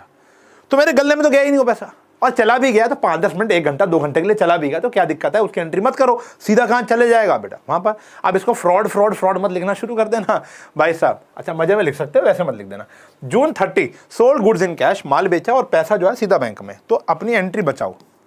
और प्रैक्टिकल जिंदगी में भी कर सकते हो बेटा, मैं कुछ गलत नहीं पढ़ा रहा तुमको। जून 30 टू सेल्स, माल हुआ बेचा और सेम डे पे जमा करा दिया तो सीधा बैंक में जमा करा दो। या बहुत चुल है तो पहले कैश ले लो और फिर कॉन्ट्रा एंट्री भी करनी पड़ेगी, देख लो आपकी इच्छा है। फिर आता है पेड रेंट बाय चेक, 1,000 रुपये का रेंट पे किया है जून 30 को 1,000 रुपये का रेंट पे कर दिया बाय रेंट, 1,000 रुपये का, ये आ गया। ये सारी ट्रांजैक्शन हो गई हैं बेटा। नामकरण कर देते हैं, वो हम भूल गए हैं। टू कॉलम कैश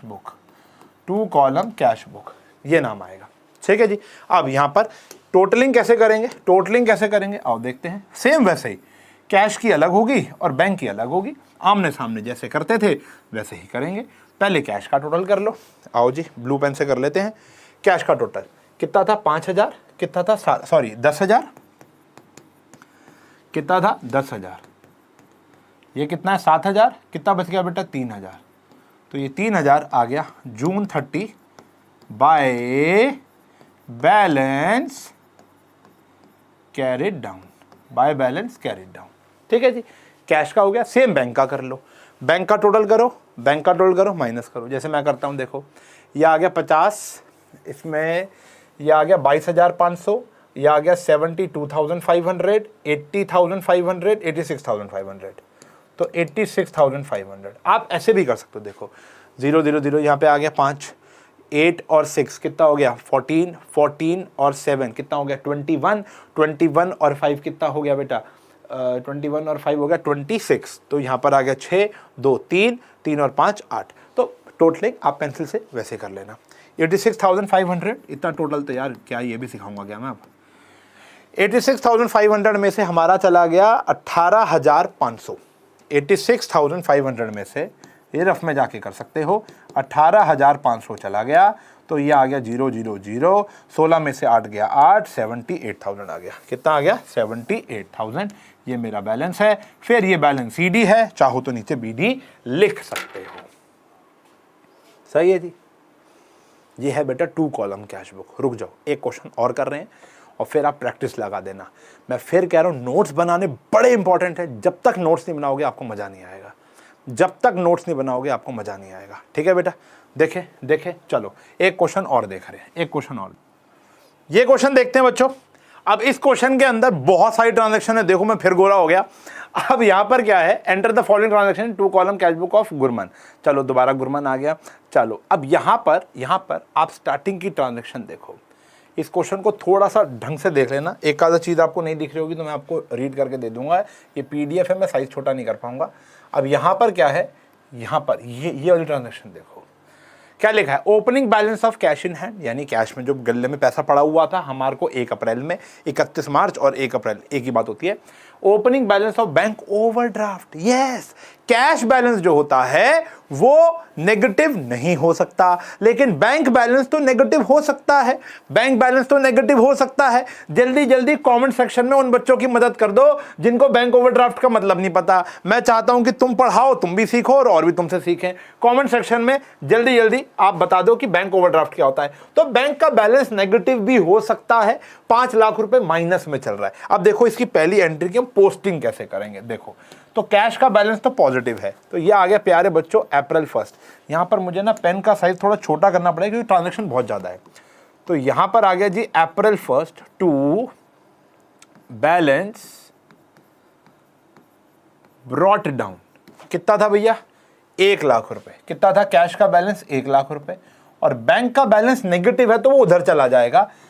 ये आ गया अप्रैल 1 by balance brought down, bank में ही जाएगा। कितना? 5 लाख आएगा, बीडी ही आएगा, ब्रॉट डाउन ही, लेकिन बैंक का इस साइड आएगा, कैश का इस साइड आएगा, क्योंकि कैश पॉजिटिव है, बैंक नेगेटिव है। इस बात का ध्यान रखेंगे, ठीक है ना। और ऐसे ही जैसे अभी हमने यहां पे टोटलिंग की, जरूरी नहीं है कि हमारा कैश का बैलेंस इधर ही बैंक का बैलेंस इधर ही बचे, कैश का तो इधर ही बचेगा, लेकिन बैंक का बैलेंस इधर ही बच सकता है, मतलब वो वाली साइड ज्यादा हो सकती है। तो भी हम उसको यहां पे लिख देंगे टू बैलेंस कैरिड डाउन 78,000। अगर इधर बच रहा होता तो यानी वो नेगेटिव बैलेंस है। ठीक है जी, समझ गए। फिर नॉर्मल एंट्री शुरू हो गई है। सोल्ड गुड्स 3,48,000 रुपए का आपने माल बेचा है, 3,48,000 रुपए का माल बेचा है। अप्रैल 2 इधर आ गया, तो माल बेचा है 3,48,000 रुपए का। यह आ गया 3,48,000। कैश में लिखेंगे बेटा क्योंकि कुछ नहीं लिखा, तो 3,48,000 का माल कैश में आ गया। खुशी की बात है जी। फिर आ गया sold goods against cheque and paid into bank on the same date. 3,36 का माल बेचा था और 3,36 सेम डेट जाकर बैंक में जमा करा दिया। कितना आया? अप्रैल 3 को टू सेल्स। कितना आया? 3,36,000। 3,36,000। तुम्हारा बैंक का ओवरड्राफ्ट थोड़ा सा कम हो गया होगा जैसे जमा कराया होगा। फिर कह रहे हैं Ram paid by cheque. Ram ने हमको 78,000 का चेक दिया, डिस्काउंट अलाउ किया। ठीक है जी। रीमा, अच्छा सॉरी, एक एंट्री रहेगी भाई। Sold goods to Reema, payment received by cheque. Sold goods to Reema और पेमेंट रिसीव्ड बाय चेक। अब यहां पर देखना बेटा, यहां पर देखो, ये वाली ट्रांजैक्शन हो गई, ये वाली हो गई। अब यहां पर देखो, sold goods to Reema, Reema को माल बेचा, payment received by cheque, 1 lakh का माल बेचा। लेकिन यहां पर यह नहीं लिखा कि रीमा का चेक जमा कब हुआ। तो आपको क्वेश्चन पूरा पढ़ना पड़ेगा और ये देखना पड़ेगा रीमा का चेक फ्यूचर में तो जमा नहीं हुआ। तो हम अगली ही एंट्री में आए, यहां पर लिखा हुआ है रीमा का चेक आपको जमा करा दिया है आपने। तो अप्रैल 5 में तो रीमा का चेक जमा नहीं हुआ, तो अप्रैल 5 के आगे मैं लिख रहा हूं नो एंट्री। क्यों? आपके रेफरेंस के लिए ये एंट्री यहां पर नहीं होगी। क्यों नहीं होगी? क्योंकि ना इससे कैश इफेक्ट हो रहा है ना ही बैंक। हाँ, लेकिन जब रीमा का चेक जमा कराएंगे अप्रैल 6 को, तब हम एंट्री करेंगे कि 1 लाख का चेक जमा करा दिया। आओ पहले यही कर लेते हैं। तो अप्रैल 6 को हम यहां पर लिखेंगे टू रीमाज या टू, हाँ ऑब्वियस सी बात है, चेक इन हैंड लिखना पड़ेगा। रीमा क्यों लिखोगे? To cheque in hand 1 lakh रुपए बैंक में आ गए। ठीक है जी। अब अप्रैल 6 की और भी एंट्री बची है। Ram paid by cheque, Ram ने 78,000 पे किए हैं, उसको हमने डिस्काउंट दिया है। अब भैया अगर आपने डिस्काउंट दिया है, ज्यादा कंफ्यूजिंग नहीं होगा ना, अगर आपने डिस्काउंट दिया है तो एंट्री तो यहां पर नहीं आएगी, नो एंट्री। सिर्फ किसकी एंट्री आएगी? जो 78,000 का आपको चेक मिला है। और फिर देख लो, यहां पर कहीं नहीं लिखा कि राम के चेक का क्या किया गया है। अब आगे की एंट्रियां पढ़ लो, कहीं राम के चेक के बारे में कोई बात तो नहीं कर रखी। देखो कोई बात नहीं कर रखी, तो ये प्रिजम्पशन हो जाएगी कि राम का जो चेक है, कहां गया राम का चेक, ये हम प्रिज्यूम कर लेंगे कि आपने इसको सेम डे पर जाकर जमा कर दिया। क्लियर है? थम्स अप दे दोगे? तो हर एक चीज को मैं आपको समझाते हुए आगे बढ़ रहा हूं, कोई जल्दी नहीं है क्वेश्चन करने की। राम पेड बाय चेक 78,000 अप्रैल 6। तो यहां आ गया टू राम्स अकाउंट। कितना आया? 78,000। आगे लिखा होता जमा कराए तो डेट चेंज हो जाती। ठीक है ना। चलो फिलहाल ये वाला काम हो गया। Bought goods from Rahul, paid him by cheque. 44,800 का हमने चेक दिया है अप्रैल 7 को, माल खरीदा है।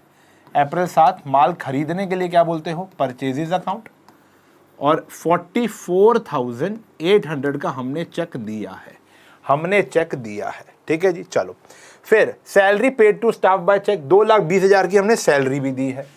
इसी डेट को जाकर अप्रैल 7 बाय सैलरीज अकाउंट, थोड़ा देख लेना यार, अकाउंट तो लगा लेना।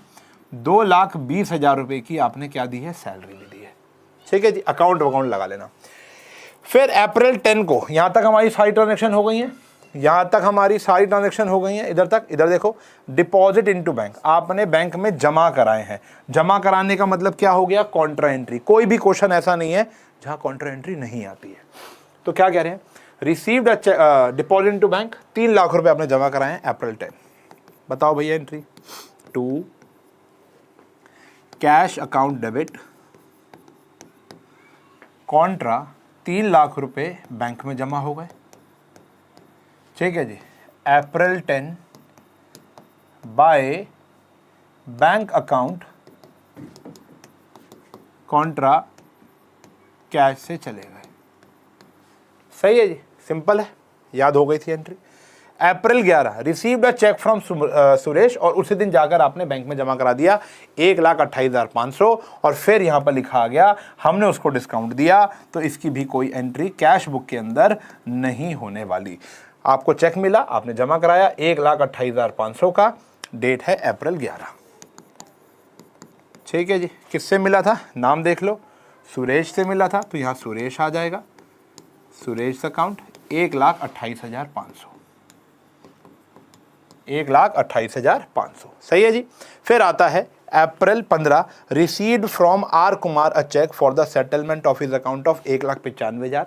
ये हमने लेने थे, ठीक है ना, लेकिन उसने दिए कितने हैं बेटा, 1,87,500। डिस्काउंट आना नहीं है, जितने का चेक मिला उतने की बात कर लो। चेक मिला आर कुमार, अब देखो हमें नहीं पता आर कुमार का चेक जमा कब हुआ है, आगे जाके देख लो आर कुमार कहीं नजर आ रहा है, कहीं नजर नहीं आ रहा, यानी हमने सेम डेट पर ही उसको जमा करा दिया होगा। 187 अप्रैल 15, अप्रैल 15 टू आर कुमार 187,500। क्लियर है बेटा, चलो जी। उसके बाद क्या कह रहे हैं, पेड वेजेस इन कैश, 30,000 रुपए वेजेस पे किए हैं अपने अप्रैल 18 को, तो कैश है तो कैश, बाय वेजेस दिहाड़ी पे किया आपने, कितने की भैया, 30,000 रुपए की। टोटलिंग आपने करनी है इस क्वेश्चन की। फिर आ गया जी, बैंक ने चार्जेस काट लिए, बैंक आपके घर नहीं आएगा, सीधा बैंक से काट लेगा, 5,000 रुपए कट गए अप्रैल 20 को, तो अप्रैल 20 बैंक ने पैसे काट लिए by wages account, by bank charges, जो बैंक हमारे लिए काम करता है, या ब्याज भी होगा इसमें, जो भी है 5,000 रुपये हमारे बैंक से काट लेगा। चलो जी, उसके बाद क्या कह रहे हैं, विड्रॉ फ्रॉम बैंक, पैसा विड्रॉ करा लिया 1 लाख रुपए, तो ये तो कौन सी एंट्री है, कॉन्ट्रा एंट्री है। कॉन्ट्रा एंट्री अप्रैल 22, मैंने कहा था दोनों भी आ जाती है ना, तो ये आ गया भैया to bank account cash contra, कितने रुपए जमा विड्रॉ करा है, 1 लाख रुपए, तो 1 लाख से हमारा कैश बढ़ जाएगा, और अप्रैल 22 by cash account Contra 1 lakh रुपए से हमारा बैंक बैलेंस कम हो जाएगा, सही है जी, ओके, बोरिंग तो नहीं हो रहा। Withdrew from bank for personal use, ये कॉन्ट्रा एंट्री नहीं है, ये आपने पर्सनल नीड के लिए की है, तो इसमें सिर्फ एंट्री क्या होती है, ड्रॉइंग्स टू बैंक, सिर्फ बैंक कम होगा, कैश नहीं बढ़ रहा। कैश तब बढ़ेगा जब फर्म के गले में पैसा है, फर्म के गले में थोड़ा ना जा रहा है, ये तो बीवी के पर्स में जा रहा है पैसा।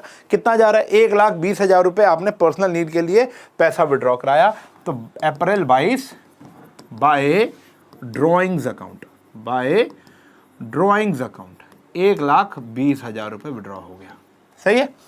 चलो जी, फिर कह रहे हैं paid electricity bill by cheque, कितने का, 31,500 अप्रैल 25 बाय इलेक्ट्रिसिटी चार्जेस या एक्सपेंसेस 31,500। अब तो समझ ही गए होगे यार, सारी ट्रांजेक्शन सिमिलर सी है ना। फिर क्या कह रहे हैं, issued a cheque to Sudha as advance for the purchase of house of Gurman. Gurman कौन है, मालिक, उसका घर खरीदने के लिए 2 लाख रुपए का चेक दिया। अब 2 लाख रुपए का अगर आप चेक दे रहे हो, ये 19 स्लाइड नंबर होगा ना, इसलिए हटा देना इसको, ठीक है ना। तो 2 लाख की तो ड्राइंग होगी बेटा, ड्राइंग हो गई अप्रैल 25, यहाँ पर भी क्या आ गई, ड्राइंग बाय ड्राइंग, गुरमन का घर खरीदा जा रहा है ना बेटा, तो ये तो पर्सनल ट्रांजैक्शन हो गई, बाय ड्राइंग। उसके बाद लास्ट ट्रांजैक्शन है bank collected interest received on investment. हमने कहीं वो कर रखे इन्वेस्टमेंट, जैसे शेयर बाजार में पैसा लगा रखा है, तो जो कंपनी हमको पैसा देती है वो हमारे घर नहीं आएंगी, सीधा बैंक में ही हमारा पैसा आ जाएगा। सीधा बैंक में 15,000 रुपये आ जाएगा अप्रैल 30 को पैसा आ जाएगा यहाँ पर बाय इंटरेस्ट अकाउंट। कितना भैया? 30,000 रुपया। ओह हो, ये तो खुशी की बात है, इधर आएगा ना भाई, पैसा आएगा तो इधर आएगा, खुशी की बात है। टू इंटरेस्ट सीधा बैंक में आ रहा है 30,000 रुपये, तो 30,000 यहाँ आ जाएगा। ठीक है जी, टोटलिंग कर लेंगे, गिव मी थम्स अप। जल्दी बताओ, टोटलिंग तो कर ही लोगे ना बेटा, कर ही लोगे, इसकी टोटलिंग कर लेना, काम हो गया हमारा। कितना खूबसूरती से ये भी क्वेश्चन खत्म हो गया। अब आगे बढ़ने से पहले प्लेज लो, प्लेज। वो ब्रदर सिस्टर वाली नहीं है, दूसरी है कि मैं सारे नोट्स बनाऊंगा और नोट्स बनाने के बाद कम से कम इस टॉपिक के 5 क्वेश्चन करूंगा, मैं तभी अगला पेटी कैश बुक का टॉपिक देखूंगा। ठीक है जी, क्योंकि पेटी कैश बुक उतना इंपॉर्टेंट नहीं है जितना ये है। तो ये 100% पेपर में आएगा कैश बुक, इसके बिना कोई पेपर ही नहीं बना। यार मैंने ना एक आधा कमेंट देखा था यार, मेरे को बात करनी याद आ गई, मैं आपके एक मिनट लूँगा, ठीक है ना, मन की बात है। अब एक कमेंट आया था, तो मैं सबके कमेंट देखता हूँ इस चैनल के, तो ये दिल के करीब है, कॉमर्स दिल के करीब है मेरे, ठीक है ना। तो मैं लगभग ईच एंड एवरी कमेंट देखता हूँ, लगभग, ठीक है ना। तो एक बच्ची कहती थी कि सर मेरा आपसे ना विश्वास उठ गया, और आपने कहा था कि लिमिटेशन आएगा और वो नहीं आया, सर मेरे पेपर में थ्योरी ही नहीं आई।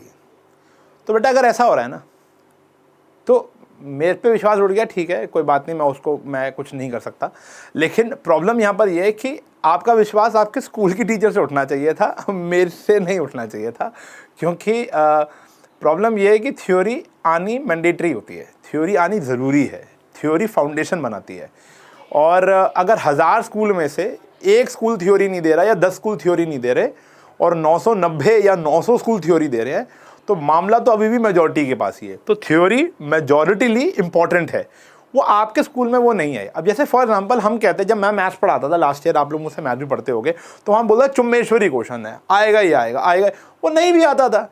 वो तो बस ये है ना कि बच्चे को देखो, आज की डेट में बच्चे को हमें बताना पड़ता है। आज की डेट में मैं छोटे बच्चों को भी कहता हूँ कि बेटा पढ़ाई कर ले, तेरे को आइसक्रीम दूंगा तभी वो पढ़ता है।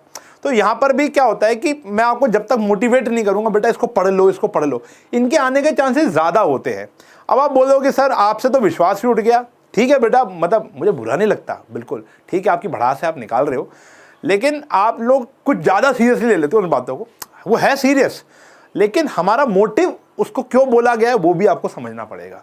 हमने सिर्फ आपके स्कूल के पर्सपेक्टिव से नहीं बताया था, हमने तो ओवरऑल पर्सपेक्टिव से बताया था। कौन कौन मेरी बात से सहमत है प्लीज़ नीचे कमेंट में ज़रूर बताना कि हम सबके पर्सपेक्टिव से एक बात बताते हैं और अपने एक्सपीरियंस से ये बात बताते हैं। वरना हमको क्या लगा यार, लिमिटेशन मुझे पैसा दे रहा है कि भैया मुझे बोलो और मुझे प्रमोट करो, लिमिटेशन ना हो गया मतलब शाहरुख खान की कोई पिक्चर हो गई जो मुझे प्रमोट करनी है यहाँ पर, समझ रहे हो ना। तो मैं क्यों बताऊँ और मैं गलत क्यों बताऊँगा, मुझे क्या मिल रहा है गलत बता कर ना। हाँ मैं भी अभी सोच रहा हूँ कि मैं गलत बता के मुझे क्या फ़ायदा मिलेगा, कोई फ़ायदा नहीं मिलेगा।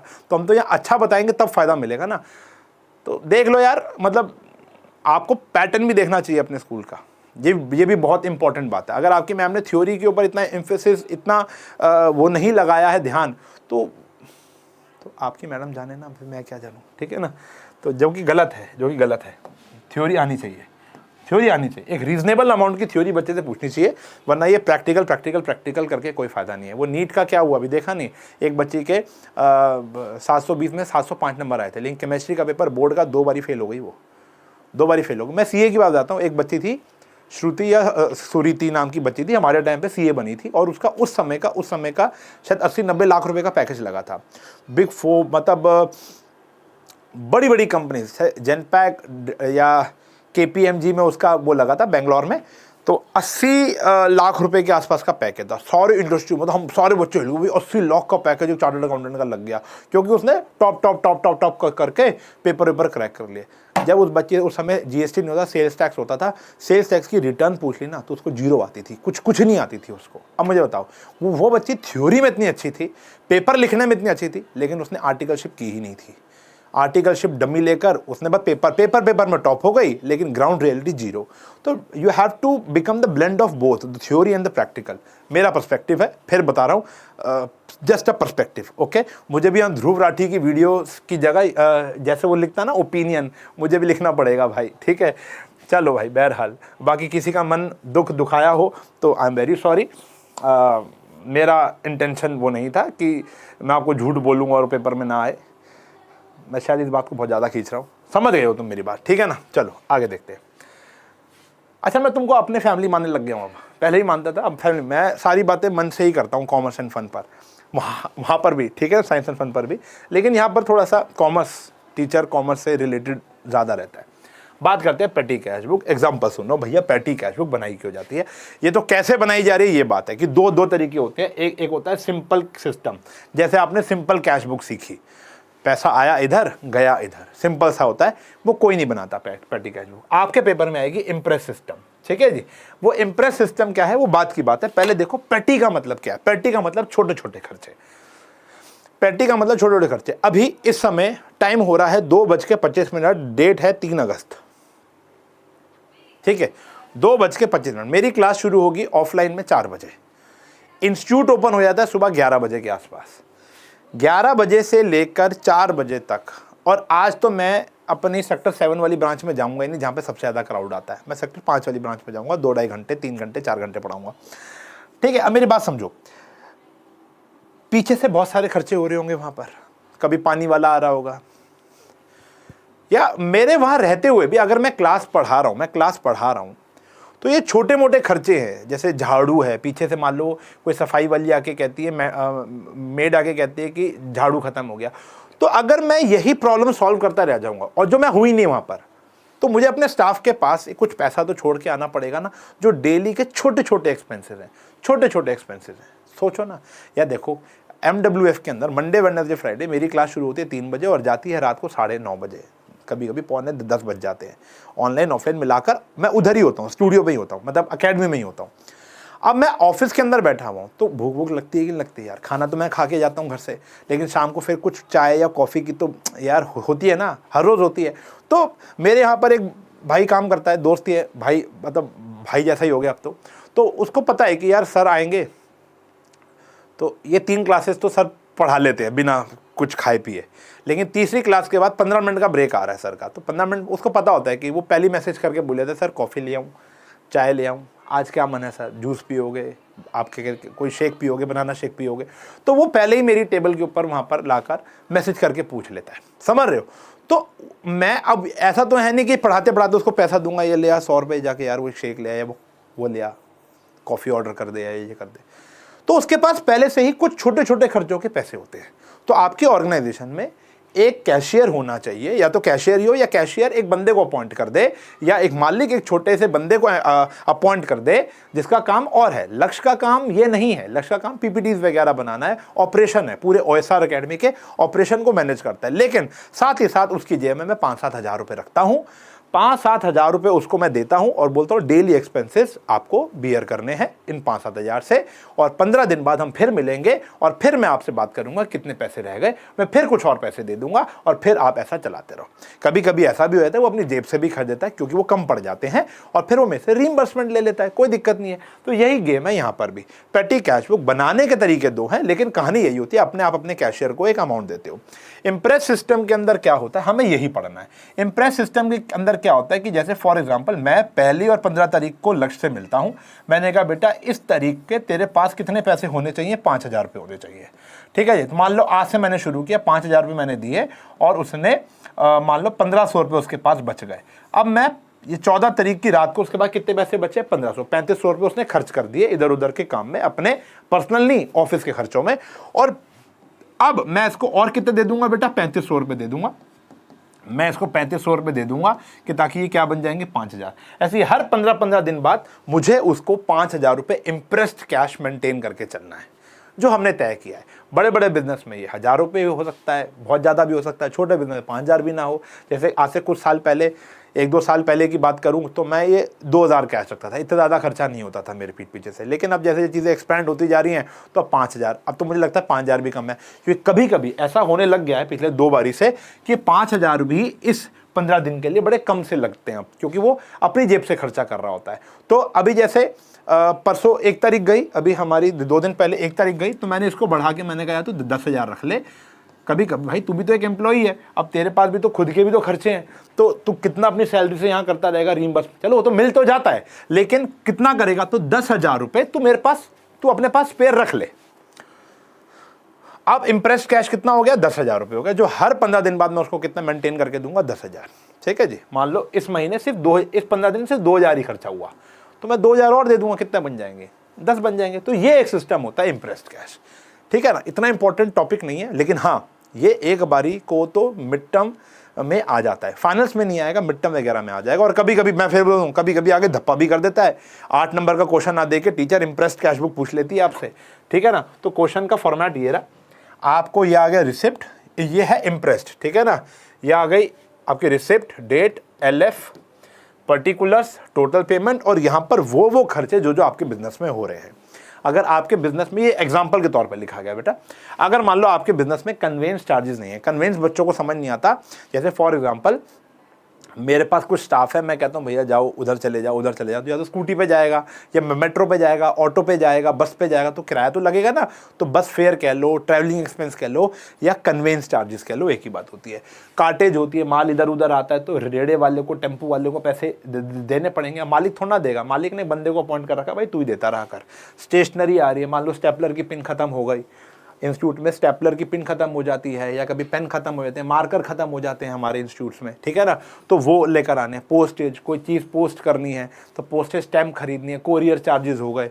ठीक है ना, रिपेयर, जैसे फॉर एग्जांपल आए दिन हमारी MCB खराब हो जाती है, तो MCB का वो हो गया खर्चा, ट्यूबलाइट खराब हो गई, ट्यूबलाइट का खर्चा हो गया, फ़ैन का स्विच नहीं चल रहा वो खराब हो गया, पानी की वो क्या कहते हैं मोटर ख़राब हो गई, उसका खर्चा हो गया।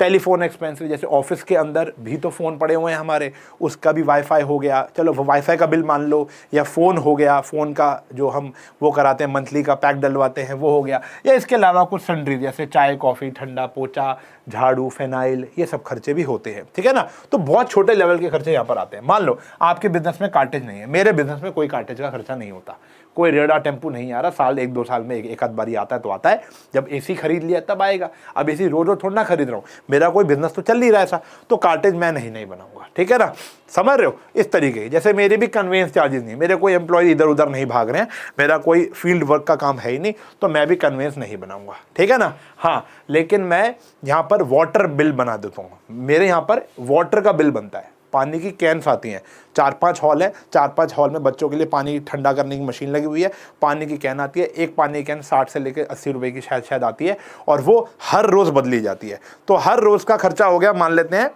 300 रुपया, मतलब एक दिन छोड़कर, क्योंकि एक दिन में तो 40 लीटर खत्म नहीं होगा, 20 लीटर, तो वो मंथली एक्सपेंस 1,000-1,200 रुपए का हो गया, तो वो भी लक्ष्य कर देता है। ठीक है ना, तो मेरा उसका बनेगा। तो ये depend on business to business. अब जैसे ये क्वेश्चन है, क्वेश्चन ही आपको बता देगा कि आपको किसका खाता खोलना है और किसका खाता नहीं खोलना। ठीक है जी, आओ पढ़ते हैं। कह रहे हैं Ranjan maintain a columnar cash book. Columnar cash book मतलब ये जो मैंने बनाई थी इंप्रेस सिस्टम वाली, इसको एनालिटिकल भी कहते हैं। On the impress system, the impressed amount was कितना था, 5,000 हफ्ते का अमाउंट था, जो भी था। फ्रॉम द फॉलोइंग इन्फॉर्मेशन आपको ये कैश बुक बनानी है। सितंबर 7 को पुराना बैलेंस कितना था, 1349, और हमने उसको वादा किया था कितना भैया, 5,000। तो 5,000 मेंटेन करने 1349 पिछले वाले पड़े हुए हैं, तो ये आ गया 51, और ये आ गया 6, ये आ गया 3, तो 3651 रुपये। हाँ, 3651 रुपये उसको और दे दोगे तो 5,000 बन जाएंगे। ठीक है, फिर ये बाकी सारा खर्चा आ गया। अब देखो इसको प्लॉट कैसे करना है, बहुत ही ईजी है यार, बहुत ईजी है। तो सबसे पहले तो सितंबर 7 डेट आ गई, ये LF का कॉलम होता है। सितंबर 7 को यहाँ पर आया टू कैश, जो हम उसको दे रहे हैं। अच्छा, पहले तो बैलेंस है, to balance brought down. To balance brought down कितना था, 1349, और सितंबर 7 को ही आपने उसको और कितना पैसा दे दिया, टू कैश अकाउंट, अभी बताया था 3651। अब टोटल में कितना बन गया उसके पास 5000।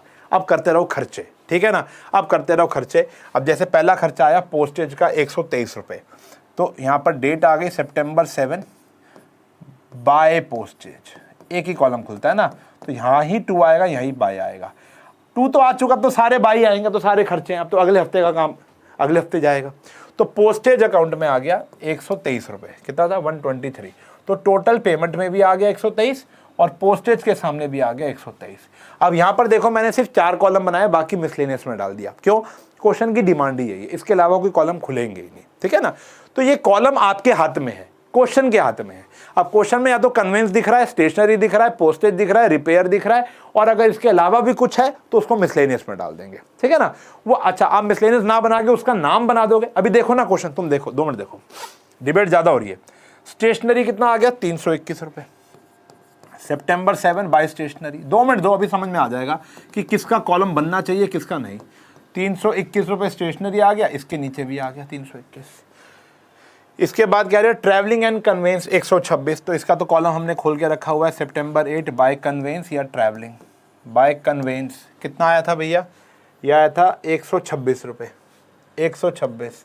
126 इधर भी आ गया, 126 इधर भी आ गया। बहुत आसान है, कोई भी मतलब 10th पास वाला बच्चा भी इसको कर लेगा, 10th फेल वाला भी बच्चा कर लेगा। फिर आ गया मिसलेनियस खर्चे हैं 11 रुपये के, September 8 खुद ही कह रहा है मिसलेनियस खर्चे हैं 11 रुपये के। तो मिसलेनियस खर्चे 11, मिसलेनियस मतलब इनके अलावा कोई, ठीक है ना। फिर आ गया एंटरटेनमेंट। अब देखो एंटरटेनमेंट का हमने तो कहीं कॉलम नहीं खोल रखा, कहाँ गया? देखो एंटरटेनमेंट का कहीं कॉलम है नहीं है। ऐसा ही मान लो एंटरटेनमेंट मतलब कुछ भी होगा, मुझे नहीं पता यहाँ पे एंटरटेनमेंट क्यों लिखा हुआ है। एंटरटेनमेंट अगर आपके बिजनेस में आए दिन हो रही है तो उसका कॉलम बना दो, समझ रहे हो। लेकिन एंटरटेनमेंट एक ही बारी हुई है, साल में एक या 2 बार, तो वो मिसलेनियस में चला जाएगा। मतलब आपको देखो, जब भी आप पेटी कैश हो, जैसे लक्ष्य को पता चल चुका है कि ज़्यादा खर्चा उन पैसों से कहाँ होता है, सर की कॉफ़ी में हो रहा है, पानी वाले को देता ही देता हूँ, थोड़ी थोड़ी फोटो कॉपी हो रही है, थोड़ा थोड़ा स्टेशनरी आ रही है, वाईफाई का बिल कभी पे कर देता हूँ। सिंपल सा फंड है, ज़्यादा खर्चे हो ही नहीं रहे, क्लियर है। लेकिन कभी कभी कोई खर्चा नया हो रहा है, एकदम नया हो गया। जैसे फॉर एग्जांपल हम पढ़ा रहे थे, पढ़ाते पढ़ाते एक बच्चा आया, कहता सर 500 की मदद कर दो या कुछ भी कर दो, या एक भीख मांग, बोलना नहीं चाहिए, एक बंदा आ गया भीख मांगने वाला आ गया, मैं कहा लक्ष्य दे दे भाई, तो लक्ष्य ने दे दिया। अब ये खर्चा रोज नहीं हो रहा ना, चैरिटी तो मैं रोज नहीं कर रहा ना, बात समझ रहे हो। तो उसका कॉलम बनाने की जरूरत नहीं, उसको मिसलेनियस में डाल दो, ठीक है। जैसे फिनाइल है, पोचा है, रेयर कभी हो रहा है, कभी तो मैं ही ले आया, कभी उसने ला के दे दिया, ऐसा है। तो जो रेगुलर हो रहा है उसका कॉलम। बाकी कॉलम बनाने में इतनी टेंशन मत लेना, जो नाम लिखा हुआ उसके कॉलम बना दो। जैसे एंटरटेनमेंट का बनाना चाहो तो बना देना, कोई दिक्कत नहीं है। तो यहाँ पर आ गया बाय एंटरटेनमेंट, कितना आया भैया 72, हम यहाँ मिसलेनियस में डाल देंगे। आपको कॉलम बनाना है, you are free to draw a column. फिर रिपेयर का आ गया 1567, तो बाय रिपेयर आ गया, डेट डाल लेना। बाय रिपेयर आ गया 1567, तो रिपेयर के नीचे आ गया 1567, सही है जी। ऐसे ऐसे बनता रहेगा, लास्ट में टोटलिंग हो जाएगी। पोस्टेज आ गया 174, तो बाय पोस्टेज आ गया 174 पोस्टेज है, पोस्टेज 174, ऐसा आ गया। उसके बाद क्या है जी, ट्रैवलिंग यानी कन्वेंस ही हो गया, बाय ट्रैवलिंग 673 आ गया बेटा। उसके बाद क्या कह रहे हैं, मिसलेनियस खर्चे हैं 201 रुपये के, मान लो सगन डाला किसी को, मिसलेनियस खर्चे आ गए 201 रुपये के। कोई बच्चा अच्छे नंबर लेकर आया, मैंने कहा ये ले आ 201 रुपये, ठीक है ना। हर रोज थोड़ा लेकर आ रहा है कोई बच्चा अच्छे नंबर मजाक कर रहा हूँ। फिर यहाँ पर आ गया, पोस्टेज आ गई 483 की, तो यहाँ पे फिर आ गया बेटा पोस्टेज। देखो बेमन कर रहा हूँ मैं, 483 क्योंकि इतना इंपॉर्टेंट नहीं है और ये बहुत आसान है, कोई भी बना लेता है, ठीक है जी। 483 आ गया, पोस्टेज लिख दिया। फिर आ गया रिपेयर, आ गया 30 रुपये, तो बाय आ गया बच्चों रिपेयर, बाय आ गया रिपेयर, कितना था 30 रुपये का, 30 रुपये की रिपेयर इधर आ गई और 30 रुपये की रिपेयर इधर आ गई। अब कर लेंगे टोटल, ठीक है जी। जब आप टोटल करोगे तो इसका टोटल इसी के नीचे आ जाएगा। जैसे 321 बन रहा है, 321 आ जाएगा, इसका टोटल यहाँ आ जाएगा, इसका टोटल यहाँ आ जाएगा, इसका टोटल यहाँ आ जाएगा, इसका टोटल यहाँ आ जाएगा, और ये वाला टोटल 5000 रुपये में से ये सारा का सारा क्या कर दोगे माइनस, और यहाँ पर आ जाएगा, कलर चेंज कर देता हूँ, यहाँ पर आ जाएगा बैलेंस CD, इधर हमारा अमाउंट आ जाएगा, ठीक है जी। सिंपल सा खर्चा है, यह है पेटी कैश बुक। एक आधा क्वेश्चन कर लेना, ज़्यादा करने की नीड नहीं है, टू बी वेरी ऑनेस्ट, ठीक है जी। बाकी अपना स्कूल का रुख भी देखा करो कि स्कूल किस रुख से पढ़ा रहा है, कभी कभी क्लास में टीचर बोल देते कि पेटी कैश बुक दूंगी ही दूंगी, तो उनकी बात मानी जाएगी ना। 11th और 9th टीचर ओरिएंटेड क्लासेस होती हैं बेटा, टीचर डिसाइड करती है कि क्या देना है और क्या नहीं देना है। तो वहाँ पर आप स्कूल जा रहे हो तो स्कूल में जाके थोड़ा सा सुना करो ना, ठीक है। तो ये था बेटा हमारा कैश बुक चैप्टर, जिसमें सबसे ज़्यादा फोकस करना है आपको वो। अब लेक्चर ख़त्म हो गया है। कैश बुक में आपको सिंपल कैश बुक के 2 क्वेश्चन करने हैं, 2 मैंने करा दिए, एक आध और कर लेना। 2 कॉलम कैश बुक के अंदर कम से कम 5 क्वेश्चन करने, 2 मैंने कराए, 3 से लेकर 4 आप खुद करोगे। और पेटी कैश बुक 1 मैंने कराया, हैवी पार्ट मैंने करा दिया, रीइंबर्समेंट वाला मैंने करा दिया, बाकी तो इससे ज़्यादा आसान ही है। टी एस गरेवाल के तो इससे आसानी क्वेश्चन है। और फिर आप इसका एक आधा क्वेश्चन आप उसका कर लेना। थ्योरी इस चैप्टर की ज़्यादा आती नहीं है, और प्रैक्टिकल रही तो वो सारा हमने कर लिया। कोई जो डाउट हुआ आपको कमेंट में बताना है, सर ये वाली एंट्री कैसे जाएगी, 2 कॉलम में या पेटी में, साथ में लिखना जरूर किस में, उसका जवाब मैं दूंगा ही दूंगा, ठीक है जी। लेक्चर हेल्पफुल लगा तो एक अच्छा कमेंट नीचे छोड़ना है और दोस्तों के साथ शेयर करना है। अगला लेक्चर हमारा होगा अदर बुक्स का। मिलूंगा अगले लेक्चर में इसी तरीके रॉकिंग तरीके से पढ़ाने के लिए। तब तक के लिए बाय बाय, टेक केयर।